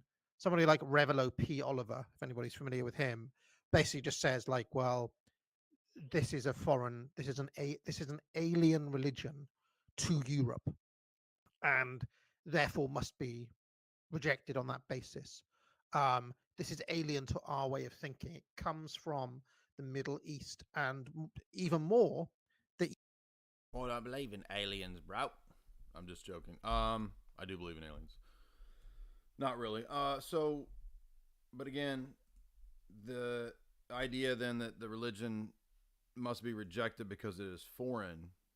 Okay, that again, we're back into the domain of is and oughts, universal truths, right? Which is what we wanted to avoid. And so again, remember the cleavage already between the two representative pagans that we have, with Frodo basically being the complete relativist. And remember, he's going to say there is no ethic in paganism. Paganism is anti-ethical, which he thinks that there's ethics and morals are somehow different. I mean, does this guy has he had any philosophical training at all? I don't know. Like, he doesn't even know what the word metaphysics means. But and then his other pagan buddy says the exact opposite. Literally, like the entire position's critique is contradictory between these two people, and that's fine. I don't care that. But the point is that the pagans all contradict. Okay, there is no pagan tradition, and this live stream itself proves my point that there is no pagan tradition. Frodo says universal truth is the enemy. Alexander says universal truth is the basis to critique Christianity. So which is it, bro? Even stronger version of it is it literally is the religion of our enemies. You know, so that's the one argument. Then you get the version from Nietzsche, which is where he makes this distinction between the master morality and the slave morality, and basically he's saying that Europe is going to be like doomed until, if I understand it, like I'm just trying to be right in shorthand here, but essentially until European men are able to find their master morality again, like the morality of the Greco-Romans, for example, they are like gonna, they're gonna succumb to this soft, feminine, kind of egalitarianism that you find in Christianity. And then I guess the French New Right, they more or less say that you like they're kind of following on from Nietzsche, that so important is this that until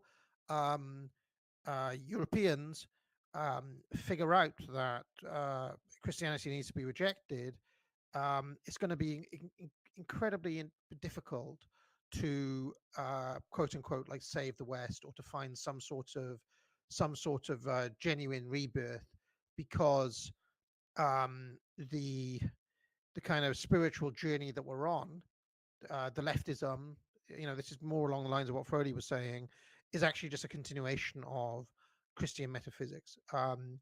So, Frody, would you go as far as to say that ultimately, for the right to succeed, Christianity has to be rejected? I mean, that's putting it in the strongest possible way. How would you respond to what I've just said there? Well, I think that Christianity is already rejected.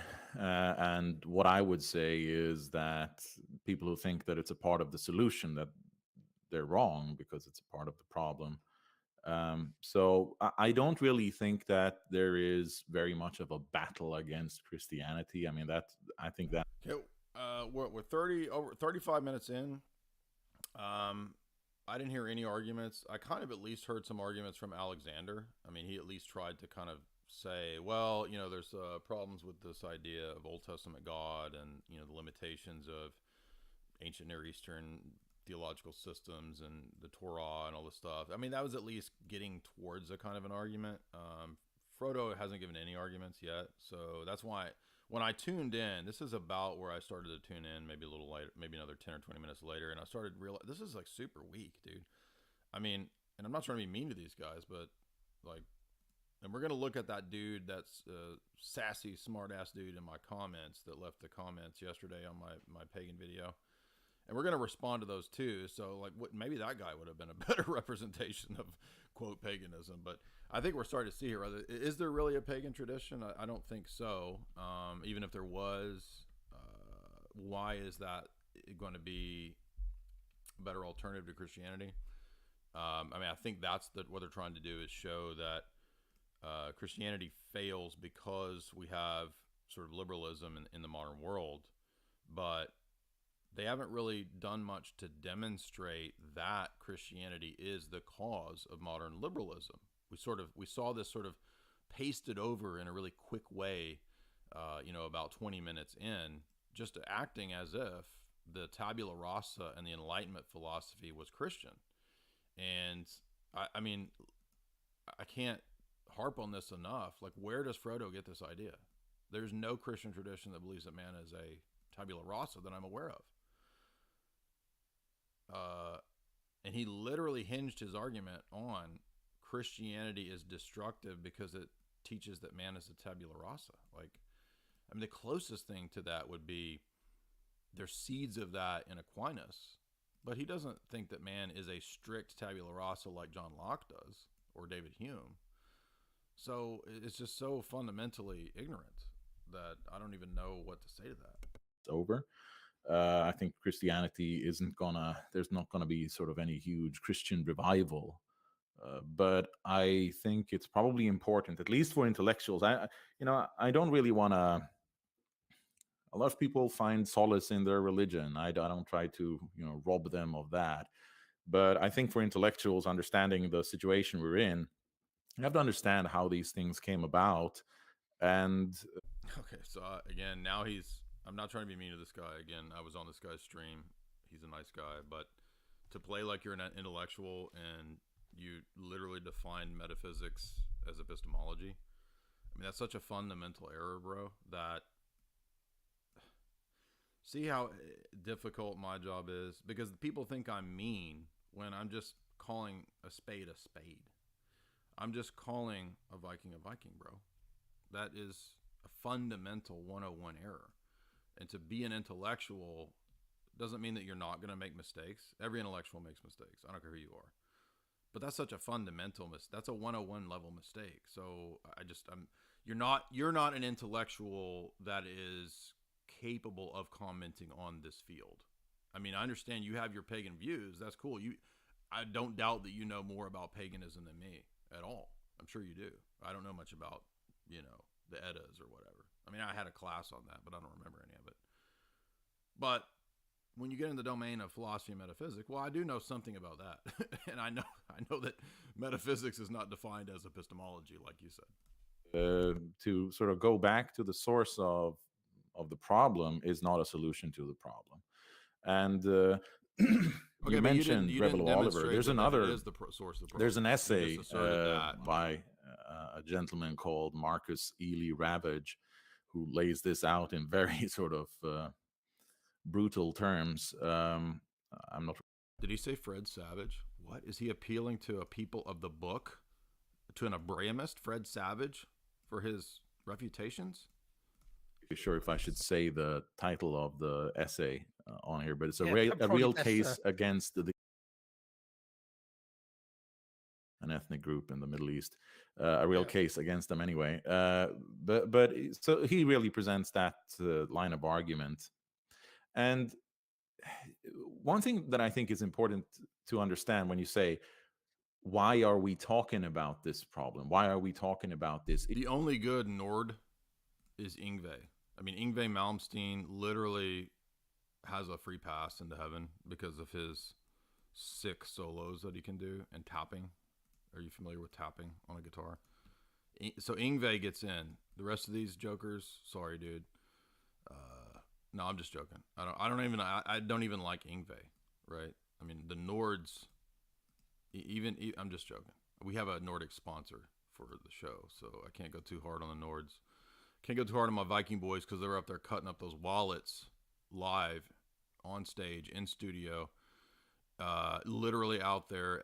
Exter.com. If you want that Exter promo, the promo for Exter wallets, you want a smooth James Bond style wallet cut up by them Viking boys that we do like. So we like some of these Viking boys, but these guys are just making bad arguments, bro. Bad arguments. That's all I'm saying. Bad arguments. Is that a lot of the issues that we think about as leftist are really not leftist. They come from Christianity. And if we talk about issues of race, for example, one example that I, sort of a comical example. All right, well, I'm going to skip this because this is going to be a little racy. Okay, so if you do want my edgier materials, you can go over to Rockfin. I have a Rockfin channel, and we can discuss more edgier stuff. But let's skip past this part. I want to get to the part where I bring in my super chats. My super chats were the bomb on this, bro.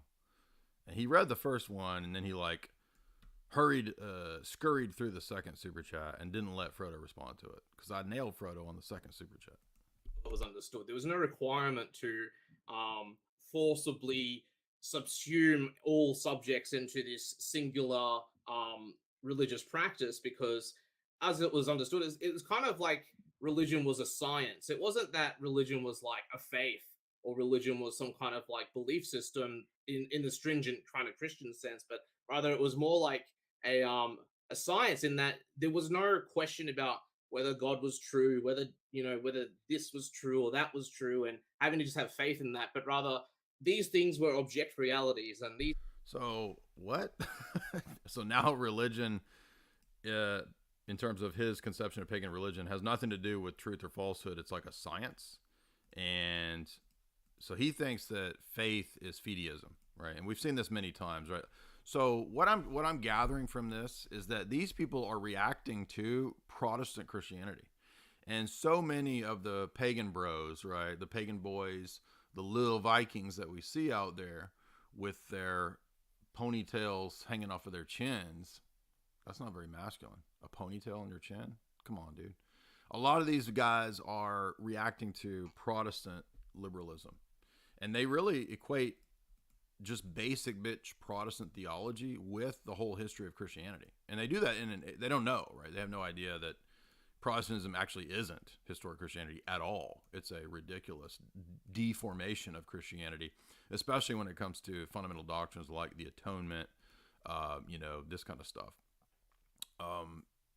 So he's over here talking about that religion isn't concerned with the objective true and the false, and then it's a leap of faith. No, that's called fideism. Okay, Christianity is not a fideistic faith. It is always argued for the faculty of reasoning and the power of reasoning being a chief central component of human nature. It is essential to human nature. Christ assumed a rational soul, meaning he has a deified reasoning faculty. So this is total nonsense, right? And maybe these guys need to hear good apologetic argumentation, transcendental argumentation, right? That's why I'm doing this, to demonstrate to these people that, no, faith is not the Protestant doctrine of fideism. Oh, you just take a leap, dude. It's irrational. It don't make no sense. Just take a leap, dude. That's not what Christianity is. That's fideism, and that's heterodox. Things were real in the world, and real in the divine. So when you come into, knowing another cult that was practiced in some area, there's no question about the truth of that cult, because you know that there are these object forces, and they're not just particular to places, but they are everywhere. You don't have this obligation to subsume them unless you find that cult particularly objects. I mean, you have the example of when they conquered Carthage, they executed all of the priests because they objected to the child sacrifice.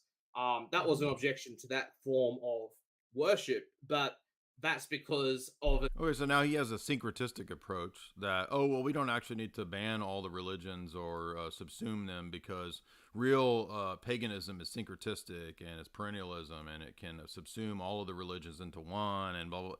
But then he just said, but sometimes you can also reject the child sacrifice if it's objectionable. Okay, begging the question, right? Totally arbitrary, totally. I mean, what if the religion is about, say, human or infant sacrifice? Okay, so is it bad? Okay, on what grounds is it bad?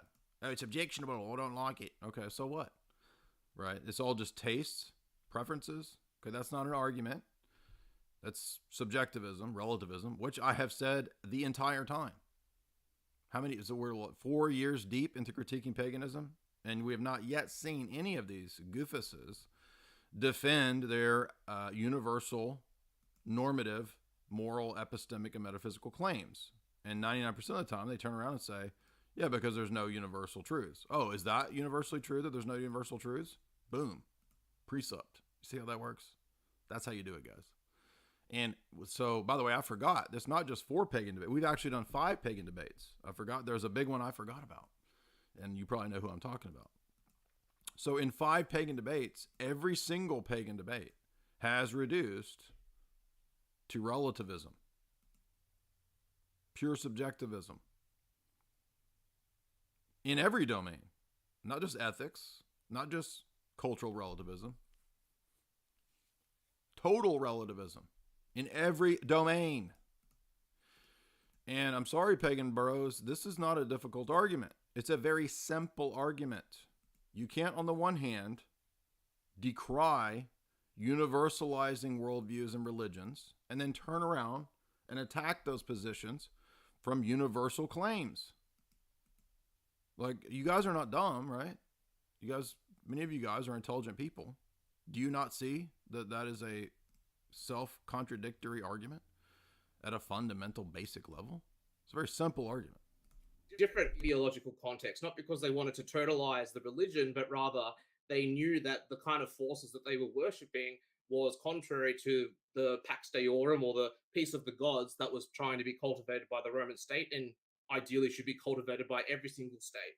So okay, so now he's giving us an ideal position that the Roman state and Roman paganism is the ideal, and that, by the way, sometimes it does enforce its position. Right? I gave the example of Marcus Aurelius' Meditations, which is a defense of the idea of reason as a universal principle incarnated in the Roman Imperium. And that would be the basis upon which they would reject various pagan traditions. And the Roman Imperium went to war against tribal pagans. Do you not know this?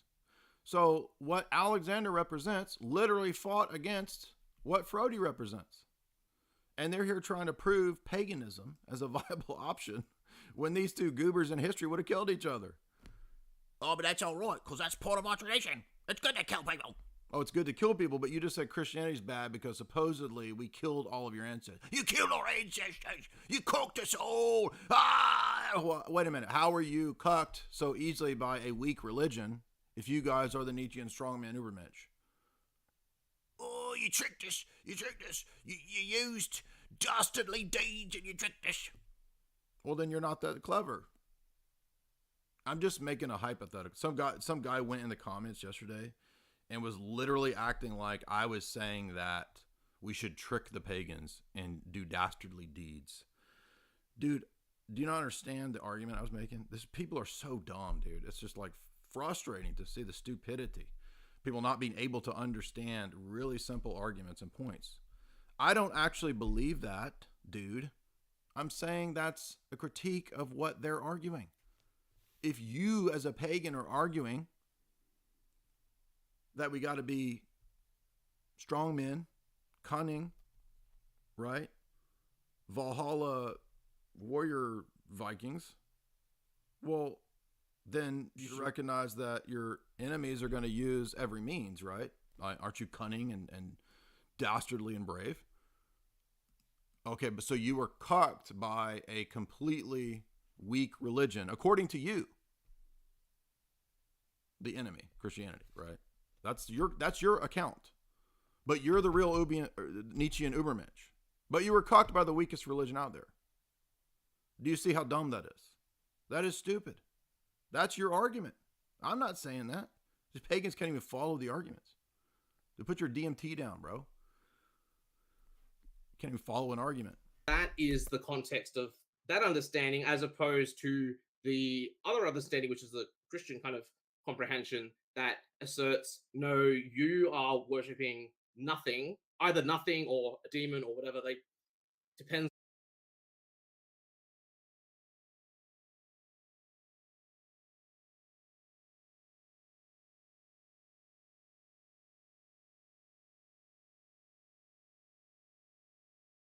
You want, so Alexander, he's popped in. Do you see the request button? You can have the floor if you want, Alexander. So the guy that's speaking now on the video is in the chat. He's listening. So I hopefully he's where he can come on and speak. So you have the floor if you want to come on, Alexander. They're feeling whether they want to accuse you of atheism or demon worship, but they accuse you of that, and then they demand that there be this conversion to their faith, which was then also replicated in Islam. And you totally deny your faith. So this established a dualism, not just in religion, but then also a dualism in the socio-political kind of context, where you start to identify by that in-group, as you were mentioning before, by that in-group more strongly than you do by the society that you're in, because it trumps the society, it trumps your nationhood. But I mean, it is also. Okay, but on what grounds are we supposed to or ought we identify with an in-group or a nation state? Number one, nation states. I mean, that's kind of a modern idea, right? But you could say in the ancient world, your tribe or your ethnos, that existed in the ancient world. So, I mean, you're arguing as if it is a good, it is an ought, it is a thing that we should do to do these things. And I understand you're a Platonist, but I'd be interested to know in your Platonic view what your account of ethics is. Like, why is this something that universally people ought to do, Alexander? And don't you think it's a little interesting, a little illustrative that your pagan cohort here has the exact opposite position of you, that the problem is the universalizing principle itself? So, like, how does that work? I mean, you guys completely contradict. Now, I understand you could say, well, but paganism isn't interested in universal truth. Oh, really? Well, your argument was that paganism is interested in universal truth. I mean, that's what you started with. You said that Christianity isn't an appropriate approach to universal truth and metaphysics, and that's because it's based on Hebrew, Torah, superstition or something. Should say quite a good political formula if you're an Oh empire, yeah, right? oh yeah. I mean, well, arguably, I'm just saying, the Roman Empire had their way of like absorbing other cultures and absorbing other religions. The Christian political formula, when you have Christian empires, I think Moscow talks about this. Basically, if you're able to get people who are from different, if you're in a multi-ethnic empire, right? If you can get them all to submit to the church, then they can, that you no longer have that friend enemy distinction within your borders. So it's quite a useful like social. So, Alexander, if you want to speak, you have to hit the request to speak button. Or actually, I can just give you the invite to speak if you want to speak. I'm going to send you the invite if you want to speak. So let's see here. Now you just have to hit unmute. All right, yeah, that really threw me off because I was trying to use it on the browser. Oh yeah, I don't know. Does it even work on a browser, or do you have to be in the app? No. Yeah, I didn't think so. Yeah, I had to be in the app. Well, welcome, dude. What's up? How are you? Yeah, I'm alright. Look, I haven't listened to most of your stream. I was kind of just like skimming through it, and then I hopped on. Look, you're not actually wrong when you say that I completely disagree with the other two. That's right. Absolutely correct. They too much rely on Nietzsche and what's the name of that guy? Something Redbeard or whatever. Obviously a fake name. Whoever authored that book. Yeah, don't support any of that.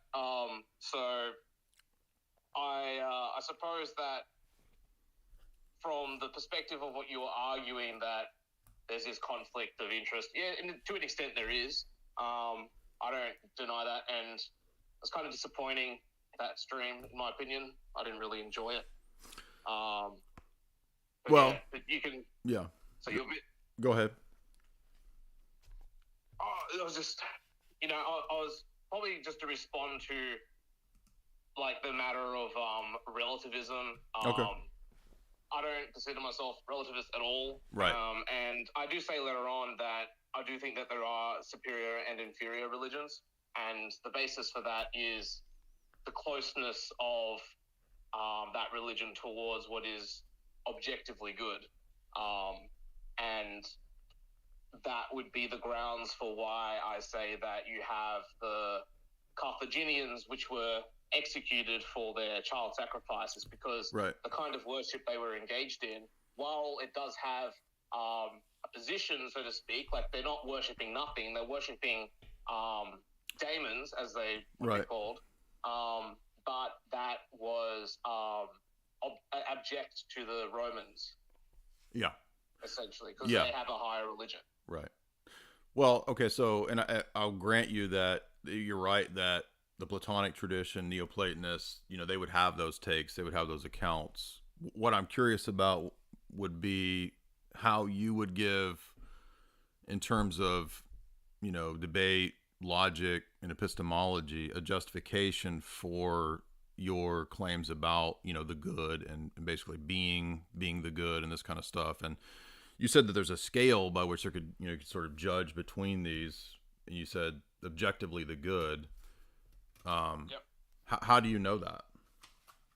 So the basis for that is through reason. So we have Plato, who has established that tradition, who has established the epistemology for all of that. We can make those reasons judgments through the same route that Plato has towards the good. Well, hold on. So Plato has a lot of disputes and arguments about metaphysics, and those do entail certain epistemic issues. But Plato doesn't really have an epistemology that is concerned with the justification in, say, the modern epistemological sense, right? So I know he has the idea of justified true belief. Understand that, but what I'm curious about is Have you read Parmenides? Say what? Have you read Parmenides? Yeah. Yeah, he gives it right there. He gives you the basis for truth. He gives you the oneness, which is the basis for our thought, which is correlated with being. Okay. So what I'm asking though is the justification for the knowledge or the assumption that reality is fundamentally oneness. How do you know that? We know that through the deductions that we make. We have that in Parmenides. You would know that if you read it. No, I'm asking for the justification for the claim. I know Parmenides says that. I'm asking for the epistemic justification. What do you mean justification? We have the epistemology. We don't need to justify you're it. saying that we have it. That's not a justification. So I'm asking you.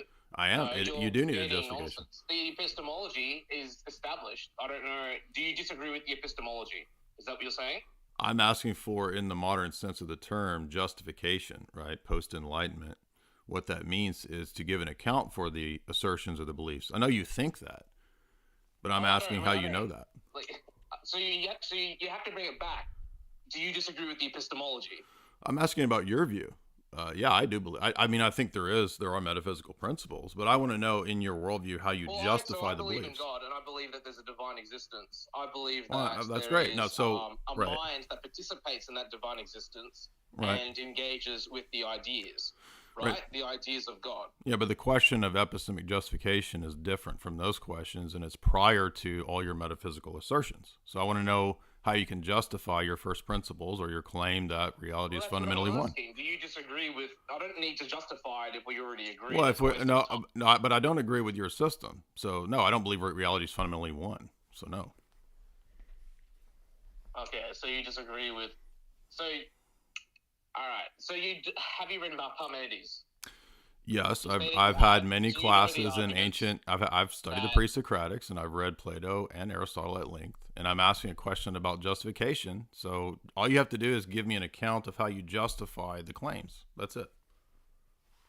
But which claims? This is what I'm asking you. Do you disagree? You said reality is fundamentally one. I'm saying, how do you know that? Can you give an account for that? So we know that from the account of the basis when we make the reductions back towards God. Back towards the divine existence, we have to understand there being multiple unities within which things participate. Because without those unities, there'd be no basis for the particulars to have their grounded realities. So, yeah, I mean, for example, I'm familiar with the one in the mini question, but you're just appealing to other metaphysical assertions, which won't give. So that begs the question. I'm not making appeals to other metaphysical assertions. You are literally explaining it to you. No, I'm not. So I asked you, do you know what? So what does it mean to give? What is it? I'm trying to explain it to you. You're interrupting me. It's not a justification. You have these grounds for unities that grow up as you make those reductions further upwards. So you have. Yeah, but how do you know that's the case? You just keep asserting. How do you know that? What do you mean? How do you know that? Have you ever had an epistemology class? Bloody skepticist. Have you ever had an? Yeah. I'm making a skeptic argument. Yeah. How do you justify these claims to a skeptic? Exactly. This is such a waste of time. Look, I thought I was going No, to you wanted to. discuss This metaphysics, is and you wanted to skepticism. Look, I can go into skepticism. right. You're not a So skepticist epistemology is a skepticist waste of yourself. time because you can't answer you're the wasting challenge. My time by inviting me on as if It's we're a gonna talk simple about theology question. and metaphysics, It's a and simple you're asking me question. about- no, it's not a simple It is. question because now I have to go into Damascus, right? So Because it's you're a doing simple question skeptical about arguments. justification, No. and you just keep making because metaphysical you're assertions. being reductionist, you wanker. Gee. Yeah. So you don't have an argument. You You just have that. invite me- no, You just have don't. names. Oh my god. You don't know what it even means No. to justify a claim. No. Look. Nar. There's no R on the end of the word. No doesn't have an R on it. Nar. Oh, piss off. You're such a Oh, fucking yeah. wanker. Right. You So wanker. Oh, good one. Could you seriously call me a seriously, wanker for the actually took you 50th time? seriously for even a minute. Seriously. And I came on and I was going to discuss this. And you're Call just, me a "No, wanker. Yeah, I'm sorry. Call me a about Australia, wanker." you fucking stupid shit. yeah, you can't. I You don't. hate Americans. Look at this rage quit. Look at this rage quit. Look at this rage quit. I'm asking you a simple. It's a simple question about justification. Read Amblicus. Damascus explains this. He goes Yeah, through these the are all. argument. You're appealing to authorities. I want you to give me the argument for the Well, justification that's a waste for of meta. time. Because you don't It have it. Because you requires don't have time an to do argument. that. Because you don't have an Oh argument. my god, I do have an argument, and that is you're a fucking wanker. Yeah, that's not an argument. Yeah, you're making pagan. Yeah, keep it up, dude. This is making paganism look really good.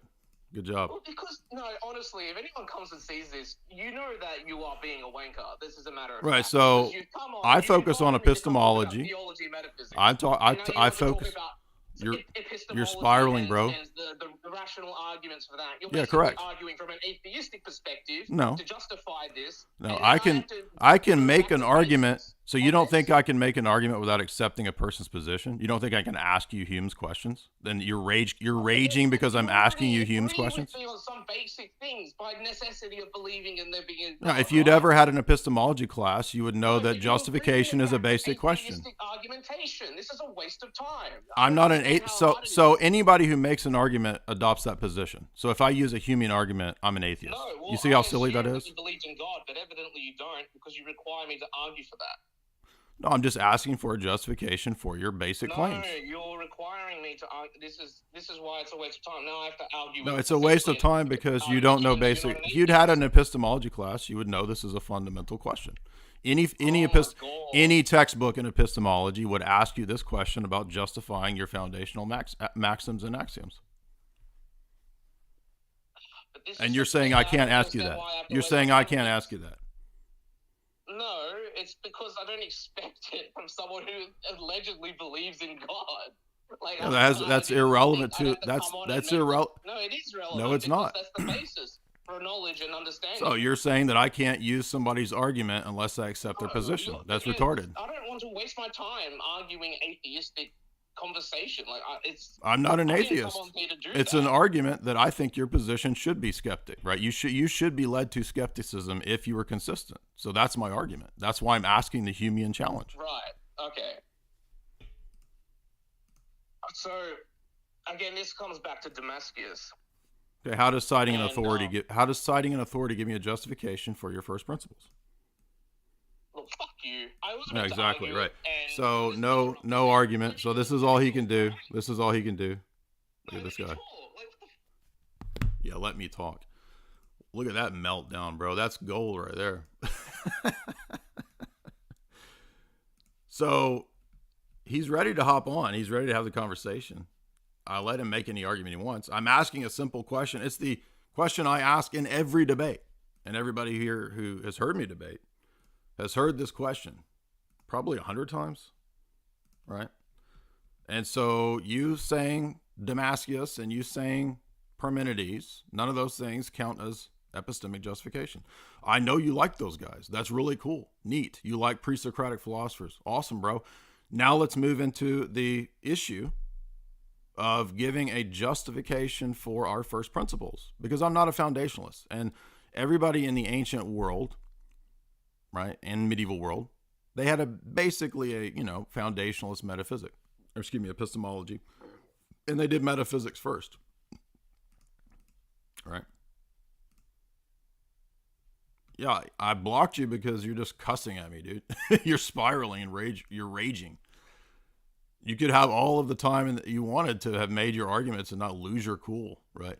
No, ranker. No, ranker. But you couldn't keep your cool. So, but this is what we get with pagans, right? Is this kind of stuff, right? If you want to have a debate, you're going to get asked questions that any philosophical class would ask you. Don't talk shit to me like you know about philosophy, right? Like I don't know what pre-Socratic said, and then you're going to get all like screaming at me, dude. He won't let me talk what I call him every time in the book. Well, you're not talking, dude. You're just screaming. So I'm sorry that you rage quit. It's not my fault. Yeah, I blocked you because you rage quit. Let me talk. No. All right, let's get back to this. If you can eradicate other religions from within your, it's kind of like a good political tool in that sense, I guess. Initially, this is the thing, that it works initially, because you are like they have this, within this context of this particular group that is decided to convert, they have this all of a sudden kind of like amicableness towards the converter, but this is only temporary. It doesn't take too long before this starts to break up. You can see this in the Catholic Church. It really didn't take long before it went from the Chalcedonian Church into the divided Eastern and Western churches, and then eventually those divided even more. And this didn't happen within a super long period of time. This happened relatively quickly. So how is this a problem? So the fact that people disagree and dispute, I mean, come on. This isn't really an argument. No, I mean, you had your chance, right? And all you can do is lose your cool, bro. If you want to come back on and have a reasoned conversation about epistemology, because that's where I take the argument, we can do that, but you don't seem able to do that, right?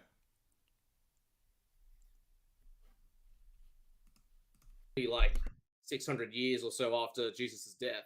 So these divisions, this totalizing kind of empire eventually ends up breaking apart because they're denying, I guess, like the ethnic differences in understanding, which ultimately manifests into these kind of breakaways, which, you have Protestantism and all the many sects of that kind.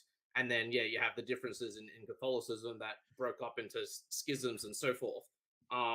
So it works to begin with in the same kind of way that, like, the Roman. So, again, to make this clear for the people who may not be getting this, obviously I'm not an atheistic skeptic. But in the transcendental argument, in terms of presuppositional apologetics, which is what this stream is here to do, is to give an account, right, for our theism via doing a critique internally of the pagan worldview.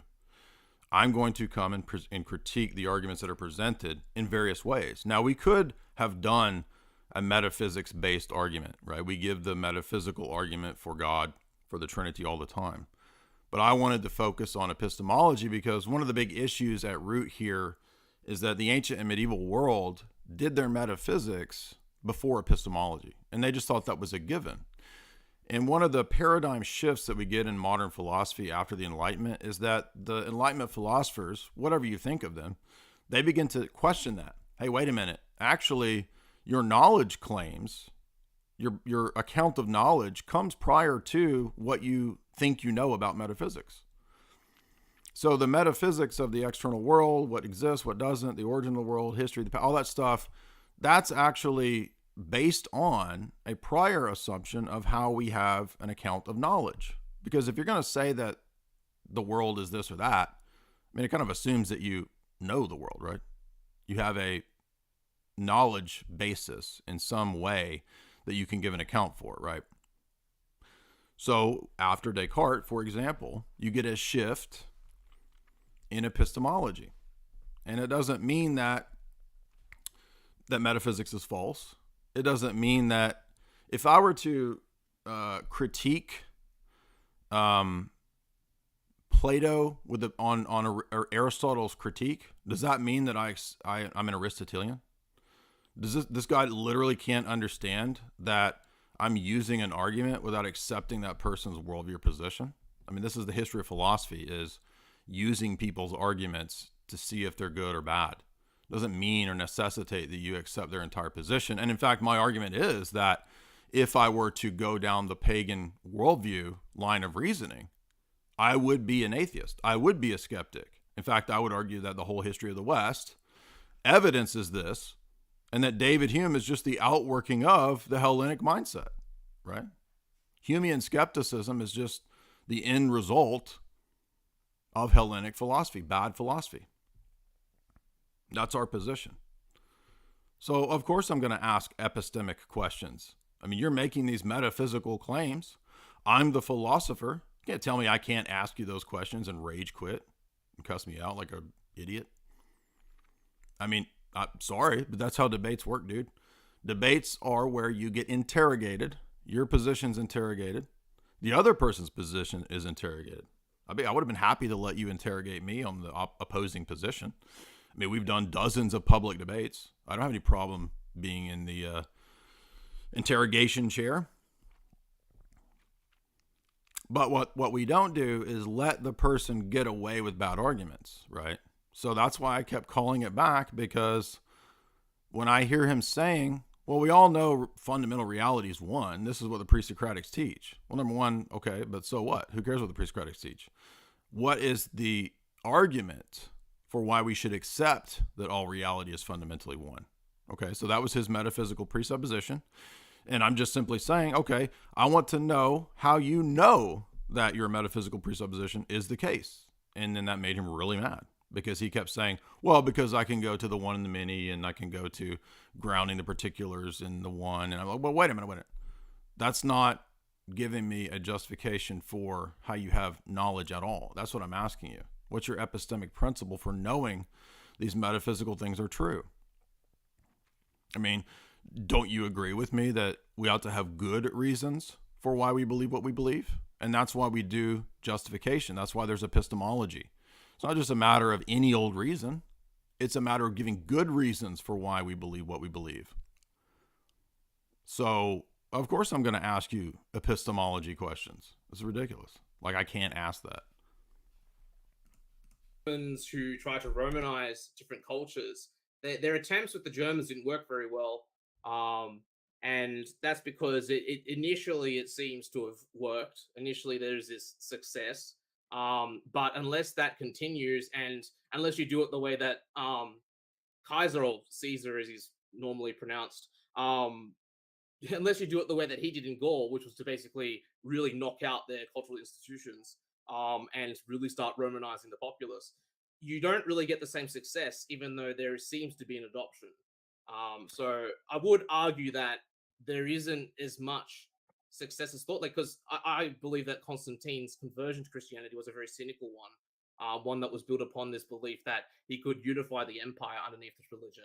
But the empire ended up falling apart anyway. Oh, all right. So one of the things I want to get onto now is what pagan actually means, because my understanding is that the word pagan is basically defined by the Abrahamic religions, or specifically by Christianity, which basically declared all previous religions to be pagan. This means that everything from the Roman gods and the Greek gods to the Viking gods, like is Odin the Viking? I mean, I don't know anything about it. I have very cursory knowledge. To Zoroastrianism in Persia, for example, and also, and even like Hinduism. I don't know if Buddhism would count as a pagan religion. So I guess my question is, what is paganism? And if people are interested in becoming a pagan,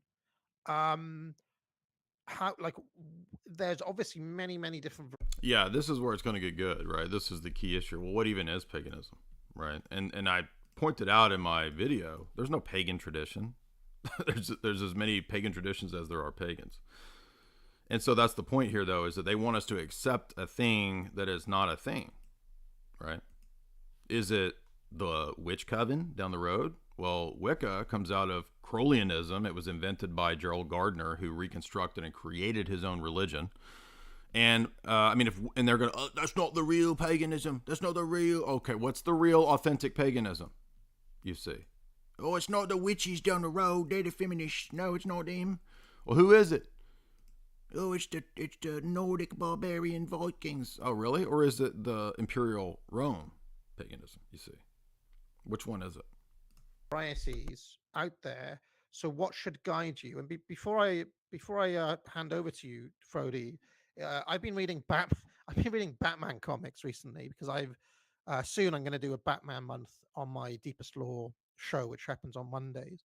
And I was reading there was a really interesting little kind of like mini story in the middle of this trade paperback I was reading called Batman Legacy, where there was this old man in Scotland who was kind of, he was bitter and like everything was lost, and he was kind of at the end of his life, and he was sitting alone in this decrepit old farmhouse, and they go and find these. They're near Edinburgh, and they go and find there's this ancient Pict exhibition on.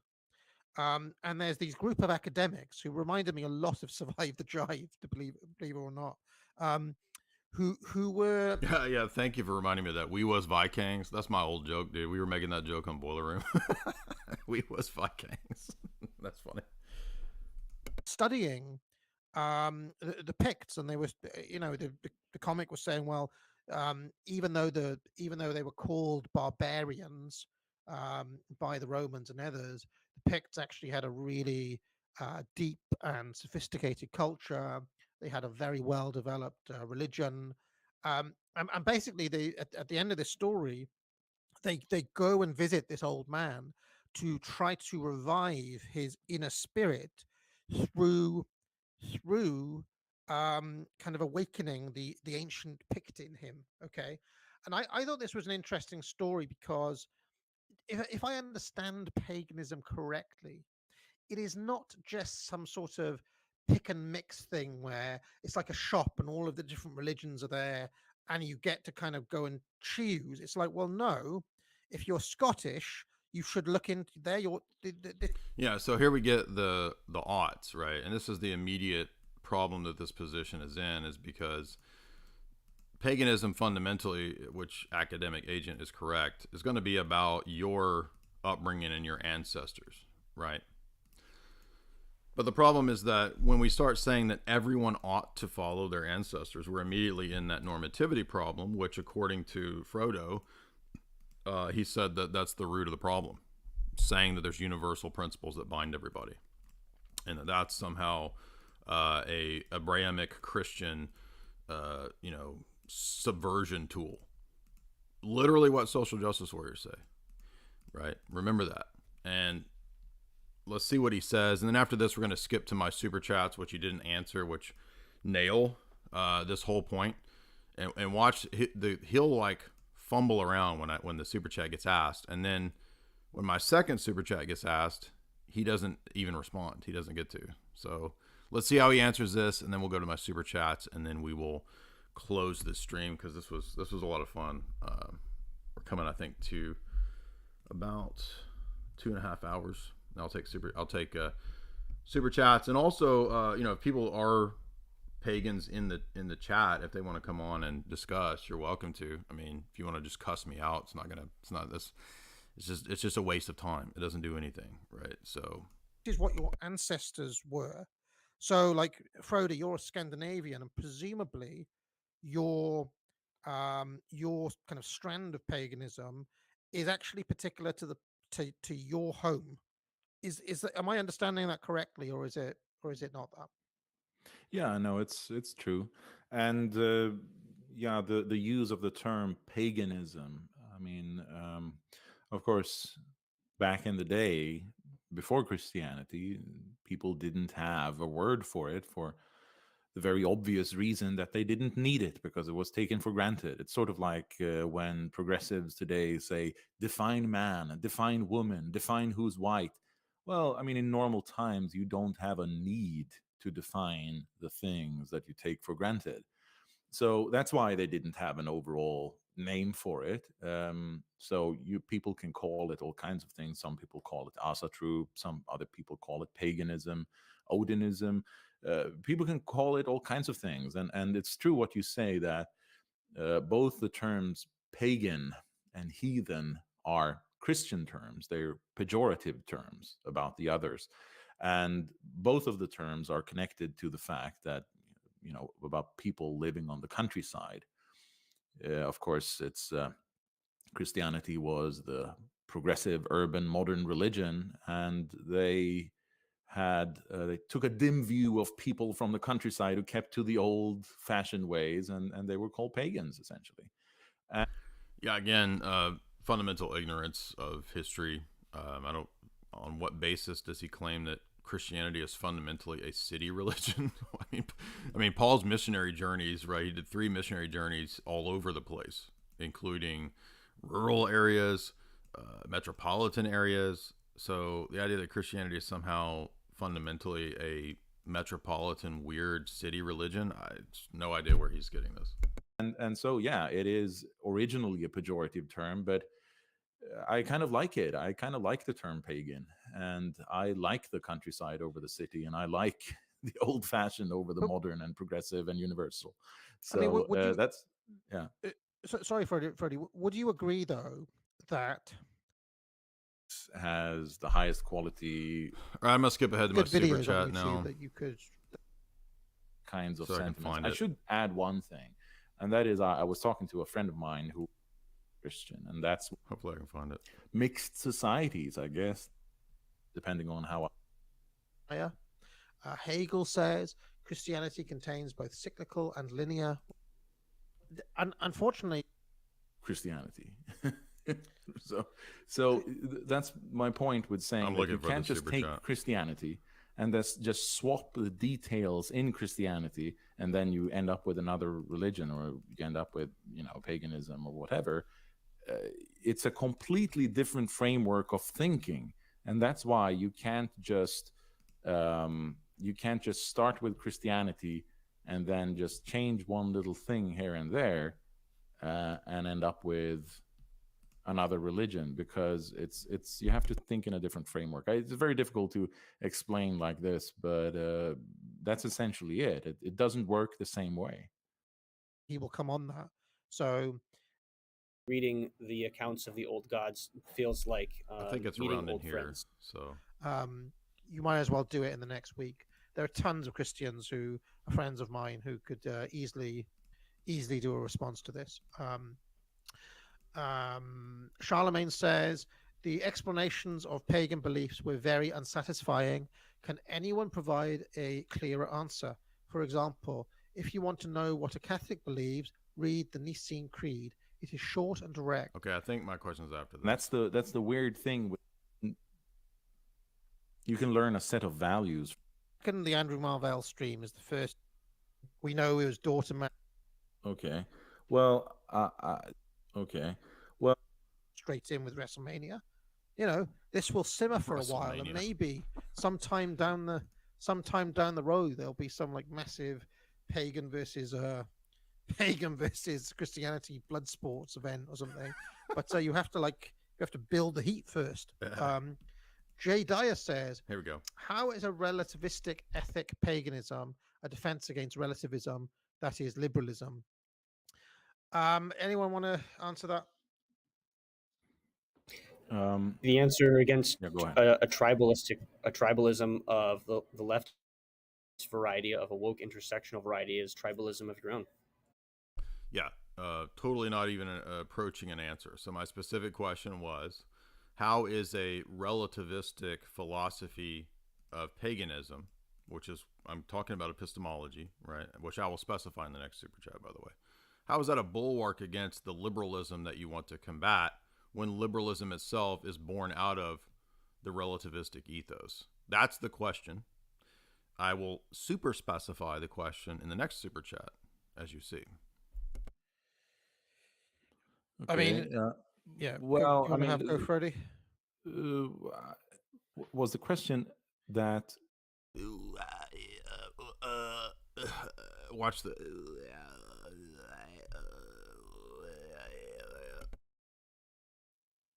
Paganism was a relativistic morality, right? A relativistic ethic was his precise term. And how is that a defense Relativistic against ethic. relativism, which is liberalism? Okay. Well, Yep. Now watch what he does. Remember everything he argued in the debate previously that we just covered, right? Remember what all he said. Now listen to this. It's not an ethic at all. It's not a relativistic ethic. It's just not an ethic. Oh, exactly. So the whole time that you were here to spend 3 hours saying that Christianity is weakness, is bad, destructive, the enemy, evil, blah, blah, blah, blah, blah. It is also good and not the enemy, because there is no ethic. There is no moral, according to you. So you have a position that says there's no ethics, there's no morals. And he tries to say there's a difference between ethics and moral. Come on, dude. Seriously? Like what? Just, I mean, let's hear this again. Listen to this golden answer here. Okay. I mean, yeah. Well, you want to have go, Freddie? Was the question that paganism was a relativistic morality, right? A relativistic ethic was his precise term. And how is that a defense against ethic. relativism, which is liberalism? Okay. Well, it's not an ethic at all. It's not a relativistic ethic. It's just not an ethic. Okay, thank you. So the debate is over. We won. Let's hear him try to explain this gibberish a little more.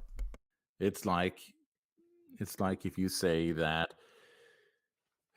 I don't know is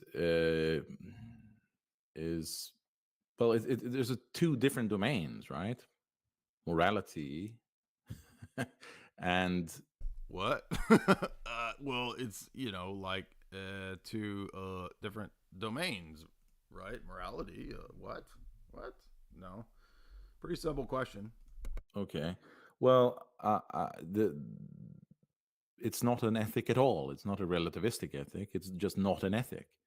It's like if you say that I don't know is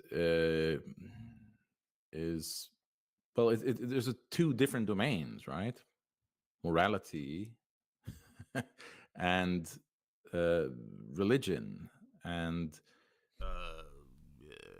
what? Christianity is thinks itself to be a sort of an ethical code, but paganism doesn't. It has nothing to do with there's not a ethics. Justification or a basis for saying that other positions are in fact wrong or bad, because that begs the question. It's a very simple argument. So thank you for that. All right, let's move to some of these super chats here. So as you can see, the last super chat was me just specifying that I'm speaking also not just about moral relativism, but also epistemic relativism, which was the question I asked to the pagan in the earlier stream when he got mad, right? How do we avoid the challenge of the skeptical argument? And he said, well, you're an atheist skeptic. No, I'm not. I'm asking you their challenge, that argument, right? How would you answer that challenge? Doesn't mean I accept that position. Like I can't use an argument, right, apart from somebody's position. It's just ridiculous. Let's see here. We gotta go back. Super chats. Well, Emmanuel, $5. If you could explain the complex idea in 2 minutes that everyone can understand, people will not accuse you of sophistry. Okay, yeah, exactly. Like the people who talk about sophistry and word salad are literally people who don't even know that basic terms in philosophy aren't word salad, right? A transcendental argument is not a word salad. Presuppositional argumentation is not word salad. Meta ethics, meta logic, those are not word salad things I made up, okay? Those are real things. But yeah, the people that don't know anything think those are made up. Orthodox Warlord, $5. I emailed Survive the Jibe. I tried to convince him to debate you. He said that debate is beneath him. Okay. Well, okay. I guess he can say that if he wants to. I don't know who Survive the Jive is. I've heard this name. I've never heard his stuff. He said that I'm not knowledgeable of Christianity. Okay. In the late antiquity period, he will critique me via Celsus, Julian, Sallust, and your thoughts. Well, I mean, I do know the early Christian period very well. I know exactly what the church fathers of that period argued in terms of defending the deity of Christ, defending the Trinity, defending Christianity against the pagan critique. So I'm familiar with Origen's arguments. I'm familiar with St. Athanasius's arguments against the pagans. So I do know that period fairly well. I'm not a specialist in that period, but I guarantee you that I could handle that domain of debate pretty well. But yeah, to me, that sounds like the standard excuse of, on the one hand, oh, I'm too good to debate him. Here's my excuse because I'm this snobby expert in this period. Oh, but by the way, actually the reason is because I've decided he doesn't know that period. Okay, whatever, dude. Rolf Stakes, $15. Academic Agent is a funny guy. Yeah, he probably is. I haven't listened to enough of his streams, and people rage, getting mad. I'm not hating these people, right? If I impersonate somebody, it's just jokes, it's just bants, it's just for fun. Okay, it's not. I don't hate these people. I don't even hate that guy that spurred out. Call me a wanker. No, wanker. I was just having fun. Can you respond to the following claim that he says Christianity has never been able to respond to him on? So this is Academic Agent's challenge. It is, I will send his claim in super chat. Feel free. Oh, you mean in the next super chat because it doesn't fit. Well, I might go on his Orthodox stream he talked about. So it might be better or more appropriate to answer that there. Well, I'll just answer it both. So I don't know if he listens to this or not, but he claims that no one can answer him when he says if they live in a predominantly WHYTE atheist society, or would you rather live in a 99%? Ooh, this is a spicy question. I don't know if I can answer this question on YouTube without getting in trouble, boy. How can we answer that? Rockfin? I'm going to say go over to Rockfin, and I'll answer that spicy question. Because these, I mean, it's not unfair to ask that question, but it is a question that probably is too spicy for YouTube. But I noticed, interesting, his channel is still monetized, so he's managed to navigate the domain of YouTube better than I did. So, of course, we got demonetized, 2 years ago? So, but I do think that is an interesting question. I'd be happy to answer that question. So, part of the question, though, it presupposes that really like civilizational success, standard of living, monetary success, that those are the kind of ultimate guides by which we would determine true or false religion.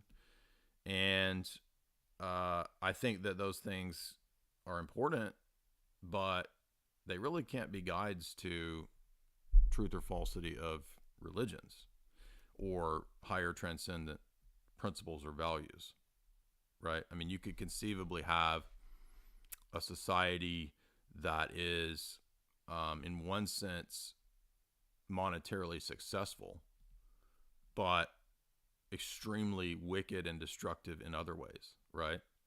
So in other words, the challenge is an ethical challenge about civilizations or preferences about living standards, which is not wrong to ask the question, but it can't be the way that you determine something like a religion or a paradigm as a whole, you see. Because baked into the question is the presupposition that you already have about how to determine true and false religions via successful and non-successful societies. You see what I'm saying? Orthodox Warlord, are you familiar with Celsus, Julian, and Sallust critiques of Christianity? To a degree, because Origen responded to Celsus. Many church fathers responded to Julian. I have not read Sallust's critiques, so I'm not familiar with those. But I mean, anything to do with like the Neoplatonic or Roman imperial responses to Christianity, I am familiar with. So, you know, the fact that guy thinks that he's like some sort of classicist snob or whatever. I mean, you know, even if that dude has like a PhD in classics, which is fine with me, like I'd be happy to say, okay, yeah, you know classical philosophy way better than me. I mean, I'm still going to ask him the same questions I asked dude in here earlier, right? So people think that degrees are going to give them like some like super upper hand, and they may when it comes to the specifics of, you know, Cicero. Okay, I'm not going to debate you on Cicero, but I'm not here to review Cicero ultimately, right? I'm here to defend the Christian position. And if you want to make the arguments that Cicero made, right, you can do that, and I'll be happy to interact with those arguments. But they act like appealing to authorities is an argument. No, that's not an argument.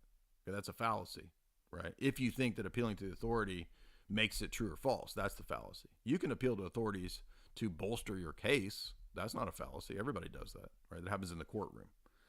But if you're going to be like, I just cite, you know, Cicero, well, that's not an argument, right?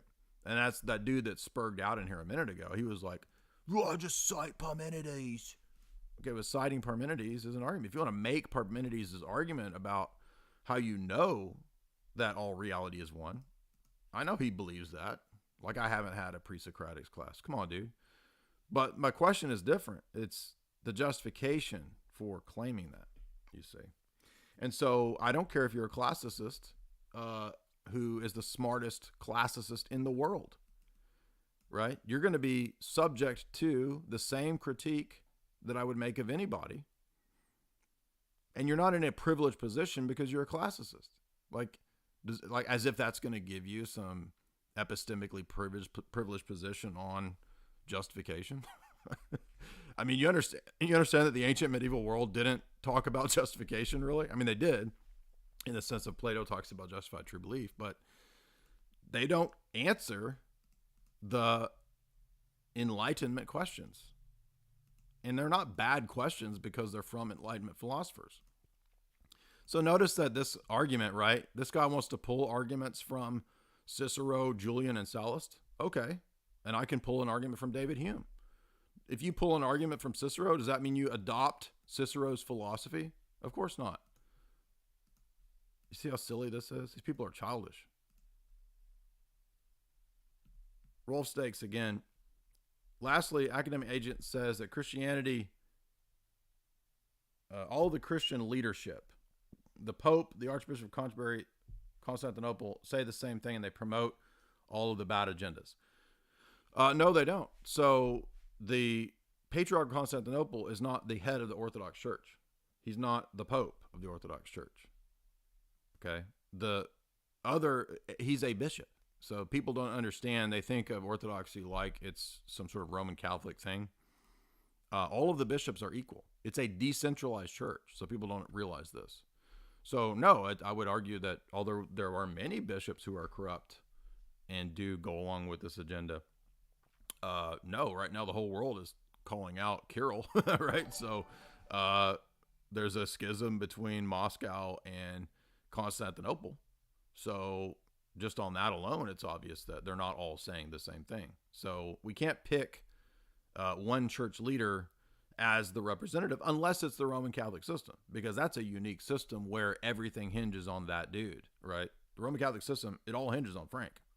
Okay, we don't have that view, right? There have been many patriarchs of Constantinople who were heretics. And we don't have a problem with that. I mean, it's not good, but I'm saying it's like it doesn't damage our system, okay? The philosophy of orthodoxy is not destroyed because Bartholomew is a liberal or a heretic. Orthodox Warlord 350. To follow up, what are your thoughts about survived the jive in his argument for paganism. I don't know what his argument is. So if you want to post that argument, I mean, I've only heard this name. I'm not being deceptive or rude, or this is not a cloaked diss. I have not heard Survive the Jive argue, unless maybe one time he was on a Worski stream back in the day. I bet I don't remember. He may have been. ELC $10. If you believe in eternal return and that there's no beginning, middle, or an end, then how do you begin, continue, and finish knowing the truth of eternal return? Yeah, there's a lot of different ways you can do a presuppositional critique of eternal return. And I think that, yeah, it's they don't realize the metaphysical and epistemic implications of affirming that view, because it basically means that human knowledge is impossible, right? And a lot of religions that have gone for that delusion that there is, that history is based, that time is eternal, right? That history just is an eternal recurring thing. They actually go in the direction of Maya, right? So you could look at Hindu Maya as a more consistent approach to that question. Because if there's not really beginning, middle, and end, well, it sure does look like, in my experience, things occur in beginning, middle, and end sequences, right? I mean, when I read a book, it sure does look like I read the book from the beginning to the end. When I have a conversation, it sure does look like there's a beginning, middle, and an end to the conversation. When I do a live stream, it sure does look like there's a beginning, middle, and an end. Oh, but you see, if eternal return is the case, there's not. Well, it's only a hop, skip, and a jump to a kind of Maya view to say, oh, well, then actually history is an illusion, you see. You see the logic of that?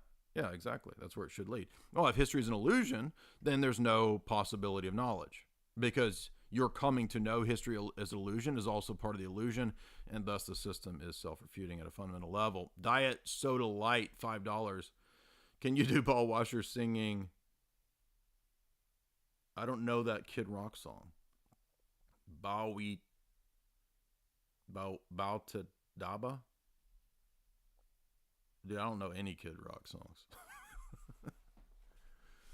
No, wait, there was that one. How's that go? How's that song go? That Kid Rock song? I don't know any Kid Rock song except that one. I heard there's something today. I saw you. Yeah. Okay, so how about that one, since that's the Kid Rock song I know? I saw your picture today, and it blew me away. I don't know. That's pretty good. I don't even know. I don't know enough of the lyrics to keep singing it Paul Washer style. Nick, $10. What do you have as a justification of your claims? Well, I think that the Christian worldview and paradigm does give an account for the possibility of knowledge. And so because we are made in the image of God, we have a reasoning faculty. Because the world does operate in a beginning, middle, and end structure, because there is time, because there are transcendental categories which undergird the possibility of perception and knowledge and metaphysics, I do have an account for how knowledge is possible, and also that we can ground things in the divine mind. So for me, that worldview functions as a whole, functions as a justification for the possibility of knowledge. I am asking this in the context of Alexander, who wouldn't answer this question. I'm a low IQ person trying to learn. Yeah, I mean, it's a fair question. I'm not trying to call you out or diss you, but so justification has to do with giving good reasons for why we can have knowledge or how we can have knowledge. And so, the Christian worldview as a whole basically sets up the structure by which humans can know things. So because we're made in the image of God, because we have the reasoning faculty, because we do experience things in a temporal sequence, because there are transcendental categories that undergird the possibility of knowledge, because there are distinctions in the world, because there is a one and many that's grounded ultimately in God, because the logi ground the abstract principles in the divine mind, and because God is personal, there is causation and there is telos in the world. And so all of those things together function to give a worldview which makes knowledge possible. And so that's how we can justify our knowledge claims. A pagan worldview, because of its disfigured and goofy metaphysics and epistemology, can't give an account for knowledge, because ultimately all reality, for example, boils down to monism. and you heard him starting to defend monism. So if we had gone in the direction of a metaphysical critique, I would have critiqued his pre-Socratic monism. But I thought it would be more fun to go in the direction of epistemology, because that's an even stronger, easier, for the sake of the audience, there's clarity in terms of an apologetic critique for epistemology. So he's throwing out all these, grand metaphysical claims as his first principle, right? Well, all reality is one. Okay, and how do you know this? What is the justification for that claim in your worldview, in your Platonic paradigm? How do you justify that, right? Because Platonism has all these problems. For example, that it reduces to monism, and if it's not monism, then it's a strict dualism, and there's no account of relating the forms to the world of the here and the now of flux, right? And he mentioned participation. Okay, but how is it possible for us to participate in something defined as the opposite of flux and change? And these things become serious problems for Platonism. I mean, and do you guys know what Plato's answer was to these questions? Does anybody recall? Transmigration of souls, bro. Reincarnation, bro. Yeah, so that's Plato's ultimate account of this. I'm not joking. What's your account of knowledge? Oh, it's the forms. Okay, and how do we relate the forms from that world to this world? Well, it can't be in the here and the now, because the world is in a diminished ontological status, right? In that it has emanated from the one. So the world is the opposite of the one. So how do we have the forms as the basis for our epistemology? Oh, because we were in the domain of the forms once, man, and like we got reincarnated into this body prison, man. Okay, yeah, exactly. So reincarnation is your epistemology. Exactly. That's dumb. All right, so let's see. I was going to go over here to this dude's comments in my video. Let's see. True or false. Let's see if it's worth responding to this. So I asked this guy if he wanted to come on debate. He wrote a dang essay. Literally, dude wrote an essay on my wall. And I'm like, why don't you come on the live stream and debate it? And he's like, I don't debate in echo chambers. Well, how's it an echo chamber if it's me and you? What are you talking about? Echo chamber. I mean, look at this. He wrote a freaking paper. So, I mean, if you want to write all this paper, you can come on the stream, dude. You don't have to return your report in. You're not getting graded. He said, I said, this is a big bag of sophistry. You want to come on and debate this on a live stream. I don't debate in echo chambers. I mean, it's me and you, dude. There's not going to be anybody else here. I was in an echo chamber if it's me and you. And then I say, how is it an echo chamber if I'm inviting you on to debate me? And I said, I call him a sued. And he doesn't reply. Okay. So thank you for your essay. And I really wish you would have come on. But I guess we should go through this a little bit. There was no such thing as tribal paganism and imperial paganism. Oh, really? Okay, so there weren't wars between, Caesar didn't write diaries where he talked about dividing and conquering the barbarians on the basis of their tribal divisions. Really? So there's not Caesar's diaries? And then he says, oh, go read this guy who has a magnum opus called The Ancient City. And so there's this higher brow approach that proves there's never such a thing as tribal paganism. Okay, but now, guys, right? Nowadays, there is tribal paganism because the stream that he's defending was largely about a guy telling you to go back to your tribe. Okay, so thank you. So tribal paganism actually wasn't a thing? Or no, he's saying tribal paganism versus the empire wasn't a thing. Okay, well, again, I'm pretty sure that who did Rome fall to? Right. So it's a fake dichotomy. Oh, it's a false dichotomy. If you claim that pagan morals, metaphysics, and epistemology are incoherent, this is risible. Really. I mean, we keep inviting pagans on. I've done 5 public debates with pagans now, and none of them can answer basic questions about coherence and not contradicting. They all affirm subjectivism. So I'm still waiting for any pagan to actually give a coherent worldview. But if you want to call that risible, then how come it goes contrary to every bit of my experience in multiple pagan debates for years now? The real bona fide pagan metaphysics. So here's the no true Scotsman, right? Oh, that's not real paganism, you see. The authentic true paganism is only my little system here of who? Well, notice how arbitrary it is. Oh, you see, it's just we polytheists look for Plotinus, Proclus, Damasius, Porphyry, and Iamblichus. Okay, so but wait a minute. For Plotinus, it's a meditational thing, right? For Iamblichus, it's ritual magic. So is the true pagan tradition doing ritual magic and theurgy, or is it contemplating and doing math? You see, there is no tradition between these people he's listed. There might be commonalities, similarities, but the idea that this crew that he's listed here, that they represent like one consistent, coherent tradition is totally not true. Come on, dude. You know that. I have the support of Julian the Emperor. Who cares? Like, what is that supposed to prove? Like, am I supposed to accept that he's an emperor and therefore, like, that makes, like, that gives him some status? So, I mean, for us, he's an apostate, right? And you know that. So, like, what does that matter? The fact that Julian the Apostate is somebody that you like?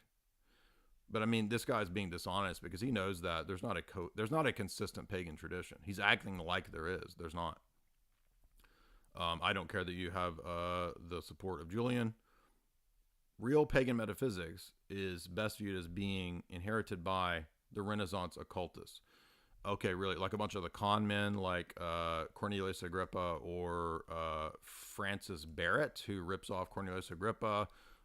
Which of the Renaissance pseudonymous texts, the fake magical texts that were floating around, which one of those is the true, authentic pagan tradition? So this guy's literally actually thinking that he's going to reconstruct an actual pagan tradition, right? And he's going to cite Ioan Culianu. Like, so what, dude? So a modern comparative religion scholar, you think, is your basis for there being an actual pagan tradition amongst philosophers like Iamblichus and Plotinus that fundamentally disagree about how you practice union with the monad? I mean, which one is it, dude? Is it ritual magic, or is it just sitting around and thinking and doing math problems? What's the real path to divinity, right? I've read Eros and Magic and Renaissance. I'm aware of these texts, but what is this supposed to do, right? So here, this is a dude literally promoting like butt sex magic, right? Like that's the real course to enlightenment here. I'm not joking, by the way. So some of these people actually do promote this, right? Of course, there's not really a unified metaphysics. No, but wait a minute. Let's see. There's not. So here, up here, pagan morals and metaphysics are coherent. So in his comment here, he says that they are coherent, right? Because he says to say that pagan morals, metaphysics, and epistemology are incoherent is false. It's laughable. And then he says, of course there is not really a unified metaphysics. Bro, you just argued that there is a body of doctrines embodied in philosophers who, by the way, contradict each other, and they are exemplified and mentioned by Ioan Culianu. But then you say, oh, actually, there's not a unified metaphysics. Thank you. That was my first point, that it's not coherent. Right. We do not need monotheist presuppositions. Okay, well, I'd be glad to hear your justification for epistemology and metaphysics, but you don't want to come on a stream and debate that, so I guess we'll never hear that, what that argument actually is. There's an ongoing dialogue to get closer to the truth. Okay, how do you know you're actually getting closer to the truth in an epistemic sense? I would love to hear your justification for this argument, this presupposition here. Because he says we don't need the presupposition of anything to do with monotheism. Okay. There's freedom to choose the context of these pagan academies, freely competing and marketing their metaphysical and philosophical ideas. But wait a minute, I thought there was a coherent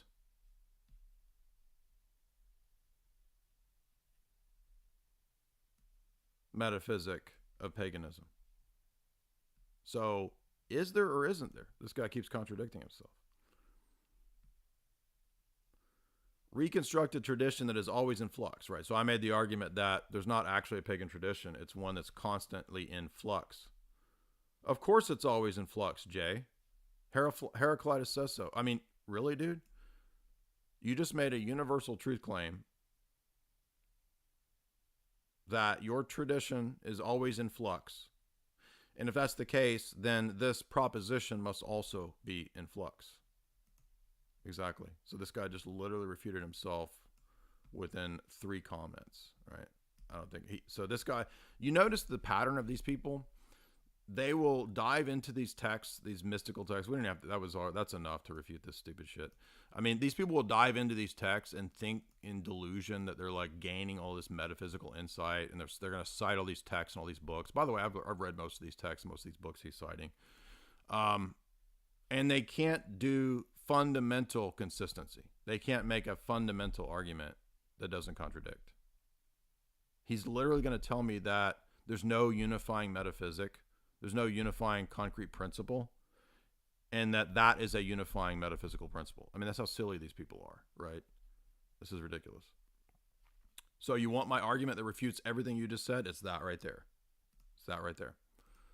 I don't think we need to read any more from that goober. Vampire Frog, $5. Forgive me if I'm misquoting, but I remember you saying that everything proves God. Yes, every fact isn't evidence. So that was a critique of evidentialism, and I was arguing that there's nothing but evidences. Okay, so a lot of people have the mistaken idea or impression that orthodox, or that my argumentation or presuppositional argumentation or transcendental arguments, that they don't believe in evidences. There's nothing could be further from the truth. Okay, number one, there's nothing but evidences. That's the transcendental argument. Everything is an argument for the one true God's existence. Number two, evidences are only relevant or useful in the proper context. Evidences are part of a theory-laden worldview. They don't function as brute facts because there are no brute facts. So that's why. So it doesn't mean there's no evidences, right? And also, there's still idiots on the internet like tweeting today that the transcendental argument for God is Kant. Okay, no, it's not. Okay, transcendental arguments did not begin with Kant. Kant does transcendental arguments, and he doesn't do the transcendental argument for God. People are just talking nonsense. No idea what they're talking about. Making the exact same stupid mistake that they've been making for like 5 years now. Vampire Frog also said, it would be really funny if atheism proves God. No, it does. So you're thinking, now I'm not critiquing your joke, but the argument is that atheism itself proves theism. That's what the transcendental argument shows. So Vampire Frog, you just hit on one of the key points about tag. The argumentation of the atheist itself proves the Christian position.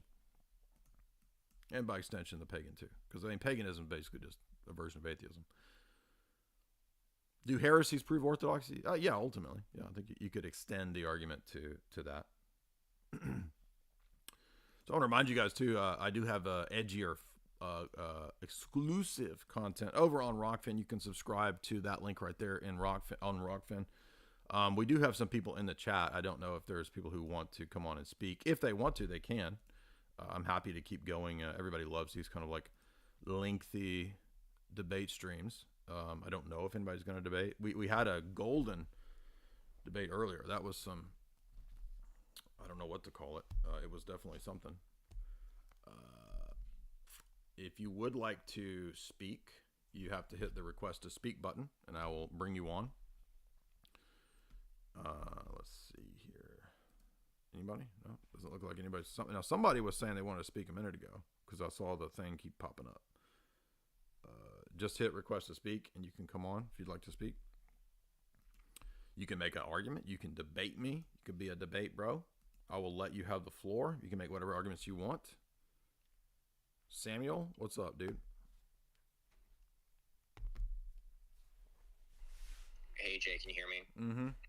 Thanks so much for the stream. It was really great. And Thank you for giving me the chance to speak. Yeah, dude.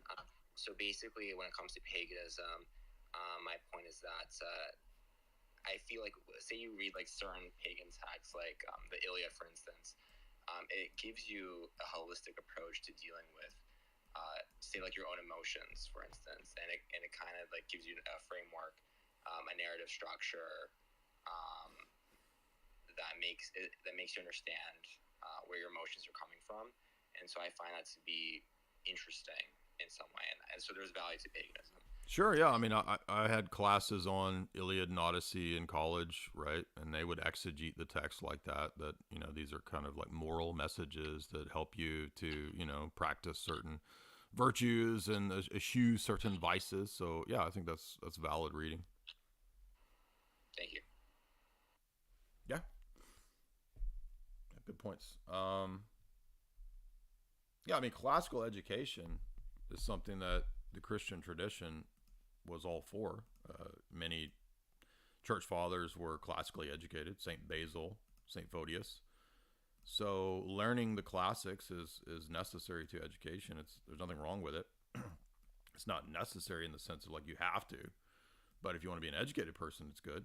So I don't know why like that guy was saying, oh, you have to toss out everything before.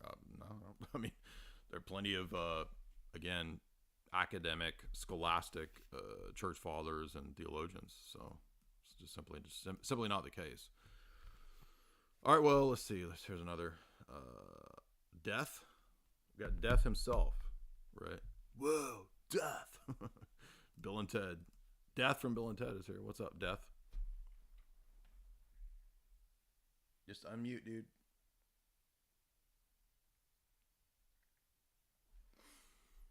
I guess it is appropriate that Death would speak in silence and then he would leave. So, I mean, Death, if you're there, you can come back. We can play chess together. All right, well, I guess Death left. All right. Thank you, guys. Hopefully this was a lot of fun. If you would, please hit like and share. Support the show, of course, by going over to chalk.com. Chalk has the best supplements out there. They are rainforest sourced. They're 100% organic. They are freaks about the purity of their products. If you're looking for an overall approach to like mineral and nutrient deficiency, you'll notice the 7 Wonders there. That's a great product for that. You can also get the Daily. If you're looking for other mineral supplementation, which is a big thing because our soils are so depleted, I recommend the Shilajit first, and then, of course, the Irish Moss next, especially for the ladies. Ladies definitely need to supplement their nutrient mineral deficiencies. That's just part of the soil being depleted, right? And all of the toxic big ag, right, that we have to deal with. So I think that if you're looking for a way to start off on the right foot when it comes to health, and by the way, this is not, you can't just do supplements. You also have to, you know, alter your diet, stop eating GMOs, stop eating the junk, stop eating the bread. I recommend a ketogenic or carnivore diet if you have serious health issues. If you're looking to do that, that's what's helped me. I'm not a registered diet advisor, but this is infotainment, and so that's what has helped me. And is Death back? Looks like somebody's back. So if you want to do that, head on over to chalk.com, CHOQ, linked in the show. That's our main show sponsor. We love those guys. Shout out to chalk.com. Best base company out there. Use the promo code J50, J-A-Y-50. And if you use that, you get 50% off. 50%, bro. You can't beat that. Come on now. 50%? Yes. Yes. So the pagans are all like, Christianity's weakness. They're promoting weakness. Nah, bro. We're promoting strength over here. We promote no weakness. Are you serious? Come on now. Best way to start on that path is fixing your diet, and also with good, solid organic supplementation via chalk.com. They also have stacks that you can get, stacks in the sense of like groupings of supplements for women and groupings of supplements for the boys, the dudes, the bros as well. So head on over to chalk.com. Use that promo code right now. We don't know how long those promo codes are going to last. The 50% off, it might go away. I don't know, so make use of it now. Third Space wants to talk. What's up, Third Space? He came in at the last moment. What's up, dude? Unmute, bro. Yeah, what's up? I was just thinking that I don't think there is a debate between like paganism and Christianity. In what sense? Well, I mean, like what's the essence of the debate? Well, I mean, there have been persecutions, so I think there's a big debate. I mean, Roman emperors put millions of Christians to death the first 3 centuries. So what do you mean there's no debate? Well, I guess if you like look at whatever your version of spirituality is, I think that paganism can potentially rectify with Christianity. I guess I'm talking more from just a strictly spiritual sense, not a social sense. Okay, but I mean, we can't divorce the spiritual from truth. So if 2 different positions are mutually exclusive, then how can they be reconciled? Okay, then let's try to clarify. Like, what's your definitive definition of paganism? Well, the guys in the stream that we're critiquing, they defined it as basically following your ancestral tradition, and then the other guy said, no, it's some form of Platonism. So either of those, I think, is easy to refute, and neither of those is combinable with Orthodox Christianity. So no, you can't combine contradictory positions.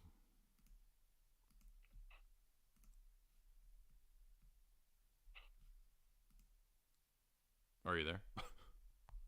Oh, I'm just listening. Okay, so that's their definition, and that's what we were critiquing. Mm-hmm. Yeah. I don't know. I was raised as a Christian, and then I kind of moved into like witchcraft and paganism and everything. And coming from my standpoint, I found like a lot of similarities. Often I kind of found that it was more of an issue of how you interpret quote unquote God or the gods, et cetera, et cetera. Well, I mean, a lot of things have similarities though, right? So the fact that many different things or positions share similarities does not mean the positions are commensurable. So Christianity, by its nature, is exclusive when it comes to truth claims, right? Jesus says, I am the way, the truth, and the life. No one comes to the Father but by me. So it's pretty fundamental to Christianity that you can't combine it with paganism. And if you look at the first 3 centuries of Christianity, you have people dying over that, exclusivity claim from Christ. So I think you are misunderstanding Christianity or just sort of redefining it to what you want it to be, to say that it's combinable or, it can be blended with paganism. Well, I don't think I'm misunderstanding or confusing anything. So, like, that's pretty much the entire essence of, like, Hermeticism and the Kabbalah. I mean, you can take any scripture in the Bible, and there's multiple meanings. No, there's not. I mean... No, yeah, there is. No, there's not. No, okay, so are you familiar that the Hebrew alphabet is alphanumeric? I am. Okay, so for every word, for every Hebrew word, there's a Kabbalistic value. I'm aware. That Kabbalistic value has several different meanings and interpretations. Yeah, so what? Well, I'm just saying, so for every verse in the Bible, depending on your own level of understanding, there's multiple meanings. Okay, so you're assuming that texts are relativized, right? Do you know that that's the case? I mean, is that true for every text? Well, no, but that's true for Kabbalistic texts. Okay, well, how do you know that Kabbalism is true? Because that's the assumption here. See, but we're not really getting into like truth versus. So, okay, let me. Sure, we are. Your argument Sure, we are. Your argument presupposes the truth of Kabbalism to say that the texts are all relativized. I'm sorry. Say that again. The argument that you made presupposes that the relativized interpretation of the texts, a la the Kabbalah, is the case. So you made a truth claim. Okay. Okay, and then you said I'm not making a truth claim. Okay, Okay, so what's your disagreement with my opinion? I mean, you don't see what I just you don't understand, right? See, rectified. you don't understand what I just pointed out, or you do? I have my own understanding of it. Would you like to further? Okay. Do you think all truth? Explain. So it sounds like you think all truth is relative. Oh, absolutely. Okay. Is that relative? Yes. Okay, that's a contradiction. Well, see, but I actually accept contradiction. That's part of my spirituality. Okay. Well, then nothing is true and nothing is false. Well, but everything is true, then everything is false. Okay. So then everything you're saying is meaningless, and words don't convey meaning. Well, but words can have meanings depending on your relative understanding of Okay, them. but you just So but every time you say a sentence, I can say the opposite of it is equally true, and you have to accept. Absolutely. Okay, so that's a retarded nonsense position. So your whole worldview is a contradiction and nonsense. So before you step on giants, this is a primary doctrine of the Kabbalah, that every single idea can be canceled out by its equal opposite. Okay, idea. so now the Kabbalah is true, but everything is also not true. So you just refuted yourself. No. So I mean, you just called yourself a giant, right? So you think I'm stepping on giants? No. I didn't call myself a giant. I'm talking about the Kabbalah. Okay, but so your presupposition is that the Kabbalah is true, but then you just affirmed that all propositions and positions are also false. So that's self-refuting.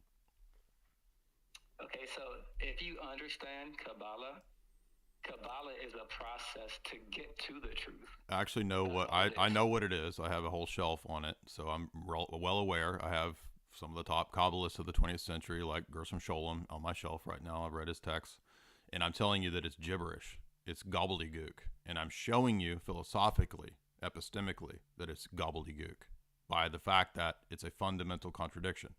So if you're going to say that it's true because it affirms contradictions, and then you're going to say it's a process to getting to truth, there is no truth. You just said there is no truth. So it's not going to get you to truth if there's no truth. Well, that depends on how you understand and define the truth. So let me. You just defined it as also the opposite of it being the case, right? You said I affirm contradictions. Okay, this is How else would you like? So how else would you like it's to gobbledygook. approach this process of rectification? You're assuming that the Kabbalah is true, and I don't think that it is. And by the way, there's not one Kabbalah. There's a whole bunch of different systems called Kabbalah, and they all contradict. Okay, let me try to define that a little bit more. The tree of life. Are you familiar with the tree of life? Bro, I just told you I have a shelf of Kabbalistic texts and books. So yes, I'm familiar with the tree of life. Okay, well, the whole essence of the tree of life is that every single thought, every single philosophic idea, every single spiritual idea can be combined, and that's the process of enlightenment, because you start. Yeah, and I'm saying that's false. I'm saying that's retarded. Right, I'm saying that's retarded and stupid. Okay, well, I mean, I didn't create this system. So? No, but the point is, that's why I made the statement that you're kind of squashing on giants. Well, again, the whole your argument assumes that the Kabbalah is true. I'm saying that it's not. It's a contradiction. All right, No, and you I'm yourself. fine with that. See, Then the Kabbalah is not true. I mean, you're literally just saying stupid shit. You're contradicting yourself every sentence, and you don't see it. And I told you I'm okay with contradiction. Okay, then the Kabbalah is not true, and it's not getting you to anything true. There's no process of truth. I didn't say that. You did say that. You said that it is a process of getting you to truth. That's what you said. Yes, absolutely. Yeah, that's a contradiction. Okay. Then there is no truth, and thus it can't get you to truth. No, it can't get to the truth. All right, we're done. This is unbelievable. Literally the dumbest comment I've ever heard. There's somebody else who wants to. Father Ananias, what's up?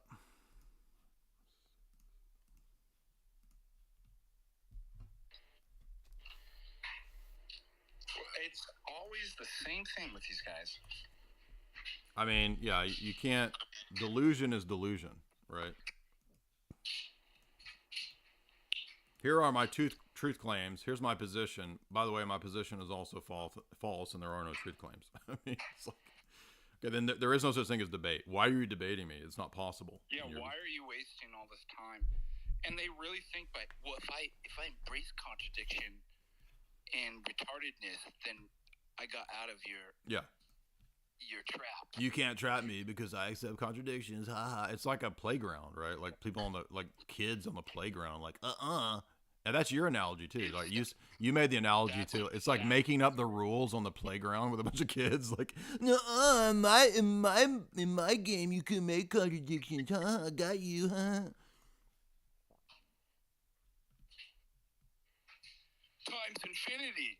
I couldn't even. Contradiction times infinity. You know, I couldnn't tell if he was trolling. Like it's hard to tell if people really believe stuff that retarded or if they're trolling. It's hard to tell. I honestly can't tell at times. Like, does he actually think that, or is this because he kind of had that break in his voice? Like, yeah, like maybe he doesn't really believe it. I don't even know. It's hard to tell. Okay. It's amazing. Ideologies really can make you retarded. Yeah.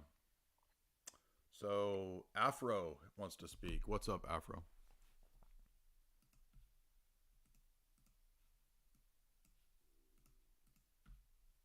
Just hit unmute, dude.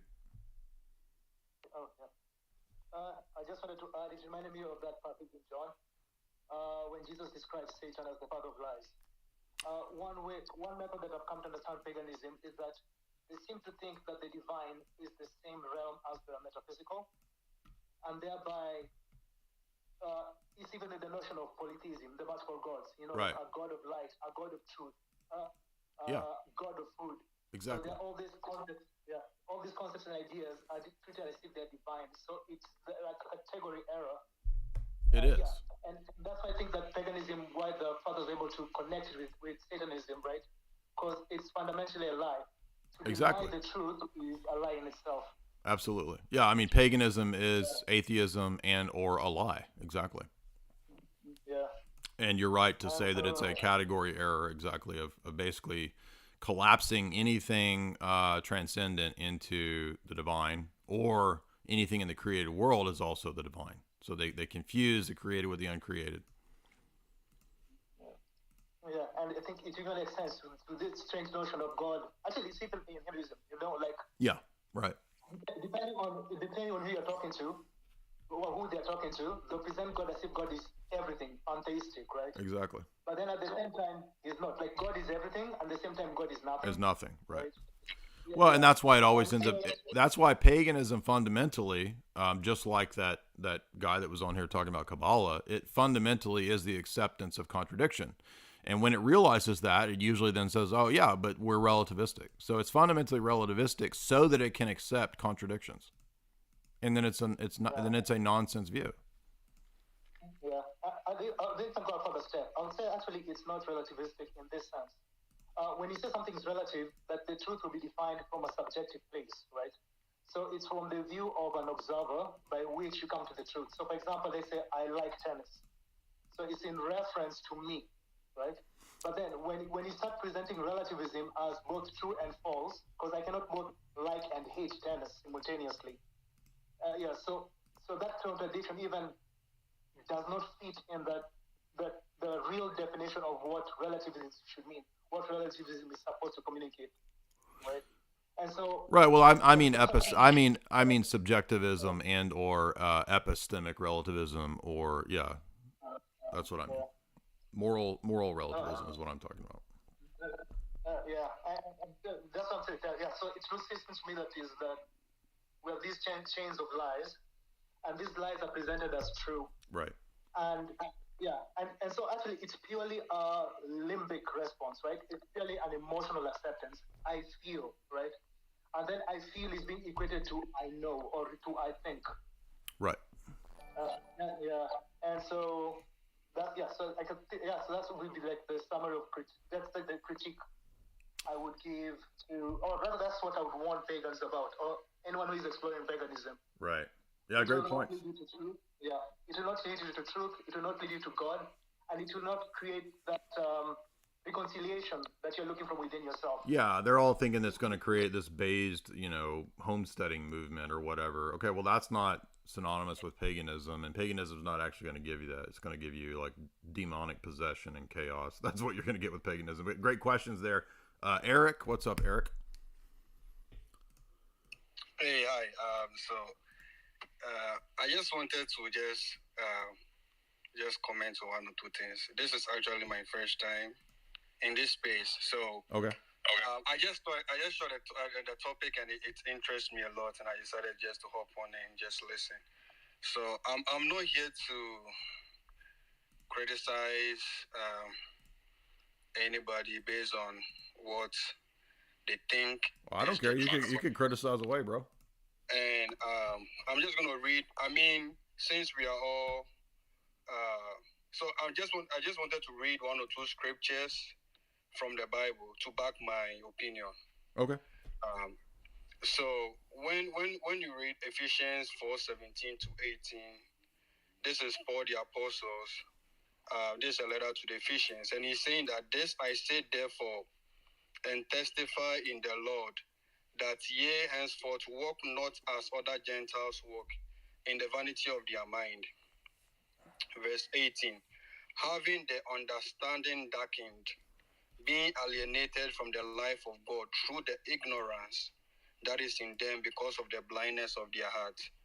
So I read this scripture because of what the other guy, not this one, the first one, the other one, what he was actually saying. So because of where he is, to him, he thinks he has found the truth, which is not the truth. Right. Something can be true, but not the truth. There's only one truth. And when you read the scriptures, it says that I am the way, the truth, and the life. So we know that when it comes to our Christian walk, there's only one truth, which is the Lord. So the standpoint or the opinion of the other person that is coming in, is because that their understanding has been darkened by what they have believed in. Yeah. And as the Bible is saying that because they have blinded their heart to the actual truth. Right. So because they have blinded their heart to the actual truth, it makes it difficult for them to accept any other truth, like the real truth. Yeah. So what I'm just gonna tell that person is that what you know that has brought you this far is not the truth. Mm-hmm. It's actually ignorance. Or maybe, I don't know how come maybe you enter those stuff, but all I can say is that, the real truth is the Lord Jesus. So if you can open up your heart, to actually listen from the standpoint of where we are coming from as believers, right. I think it will help that person, because most of them, they just don't want to open up their hearts to at least, receive the actual truth. So that is something that I wanted to pass on. And the last thing that I wanted to pass on real quick is that when you read Hosea 4:6, it says, my people are destroyed because of lack of knowledge. So the lack of knowledge, and what is the lack of knowledge that is in there? The lack of the knowledge of the real truth. That is how people are being destroyed. That's why there are people going to different type of religion, seeking what is not lost. So I want to encourage everybody that, whether paganism, whether anything, just open up your heart to receive the real truth. Thank you. Yeah, thanks, man. Those are good points. I mean, it's good to call to mind Romans 1, and that's what Paul says, is that it's not merely or purely an intellectual thing, right? The reason that men don't believe and don't follow the truth is because their hearts are darkened and they worship and serve the creature rather than the creator. And so I think it is useful to bring to mind, the point that Seraphim Hamilton makes in the streams that we've done, where he says, really, paganism isn't the most helpful term. Idolatry is really the essence of the problem, right? It's not Do you honor your ancestors? Do you have your tribal heritage traditions? Like, those aren't inherently the problems. Those aren't the bad things.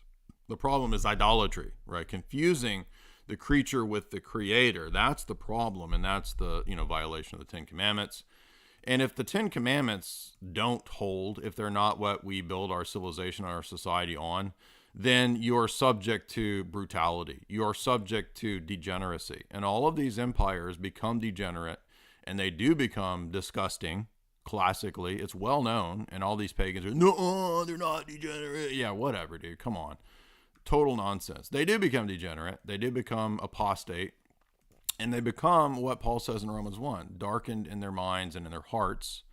And so you can't actually reason properly. That's the point here. Because evil, wickedness, actually blunts and affects the reasoning faculty. That's something that Roman Catholics or these people, they can't seem to grasp this, that the noetic faculty, the heart, is damaged by sin. And so it will cloud the way that you interpret the world, and you will actually skew the evidence against the truth. That's the point of Romans 1. That's what Jesus says in John 3 to Nicodemus.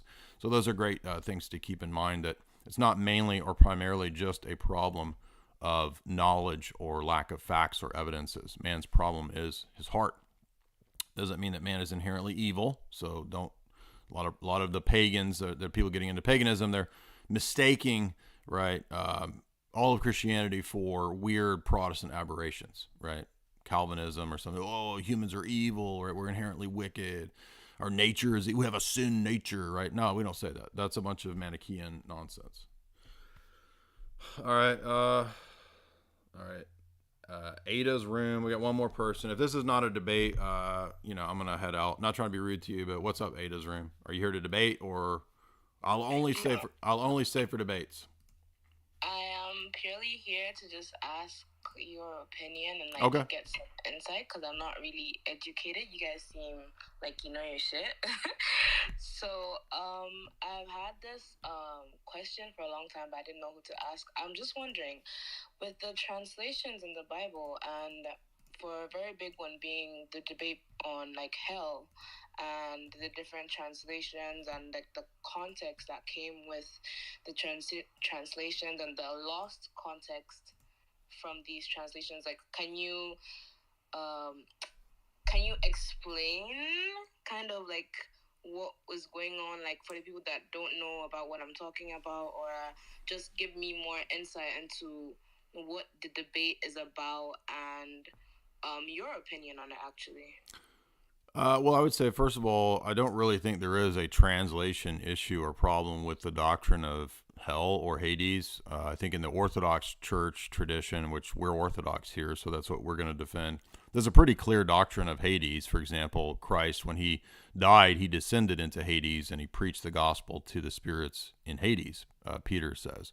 And then he resurrected, and so therefore destroyed the power of death or Hades. So for us, for the righteous, there's not a, quote, problem of hell or Hades, but there is still the possibility of the individual person willing to reject God and being in a state of willing rejection of God for all eternity.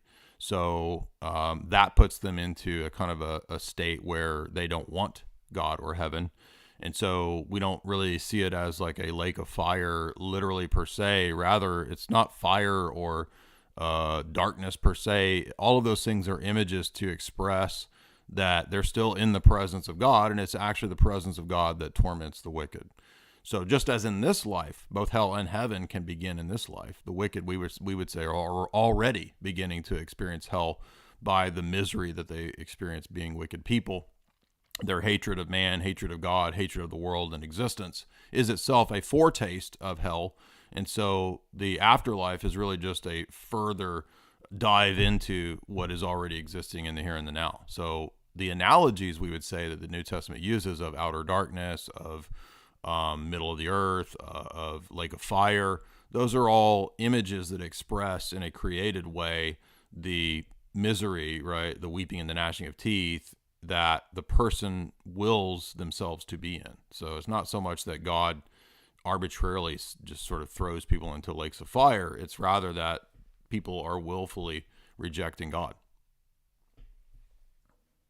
So would it be correct to say that, let's say in the afterlife, that rejection is permanent? Like, yeah, absolutely. Yes. They can't like work their way out of No. that state of being. No. Correct.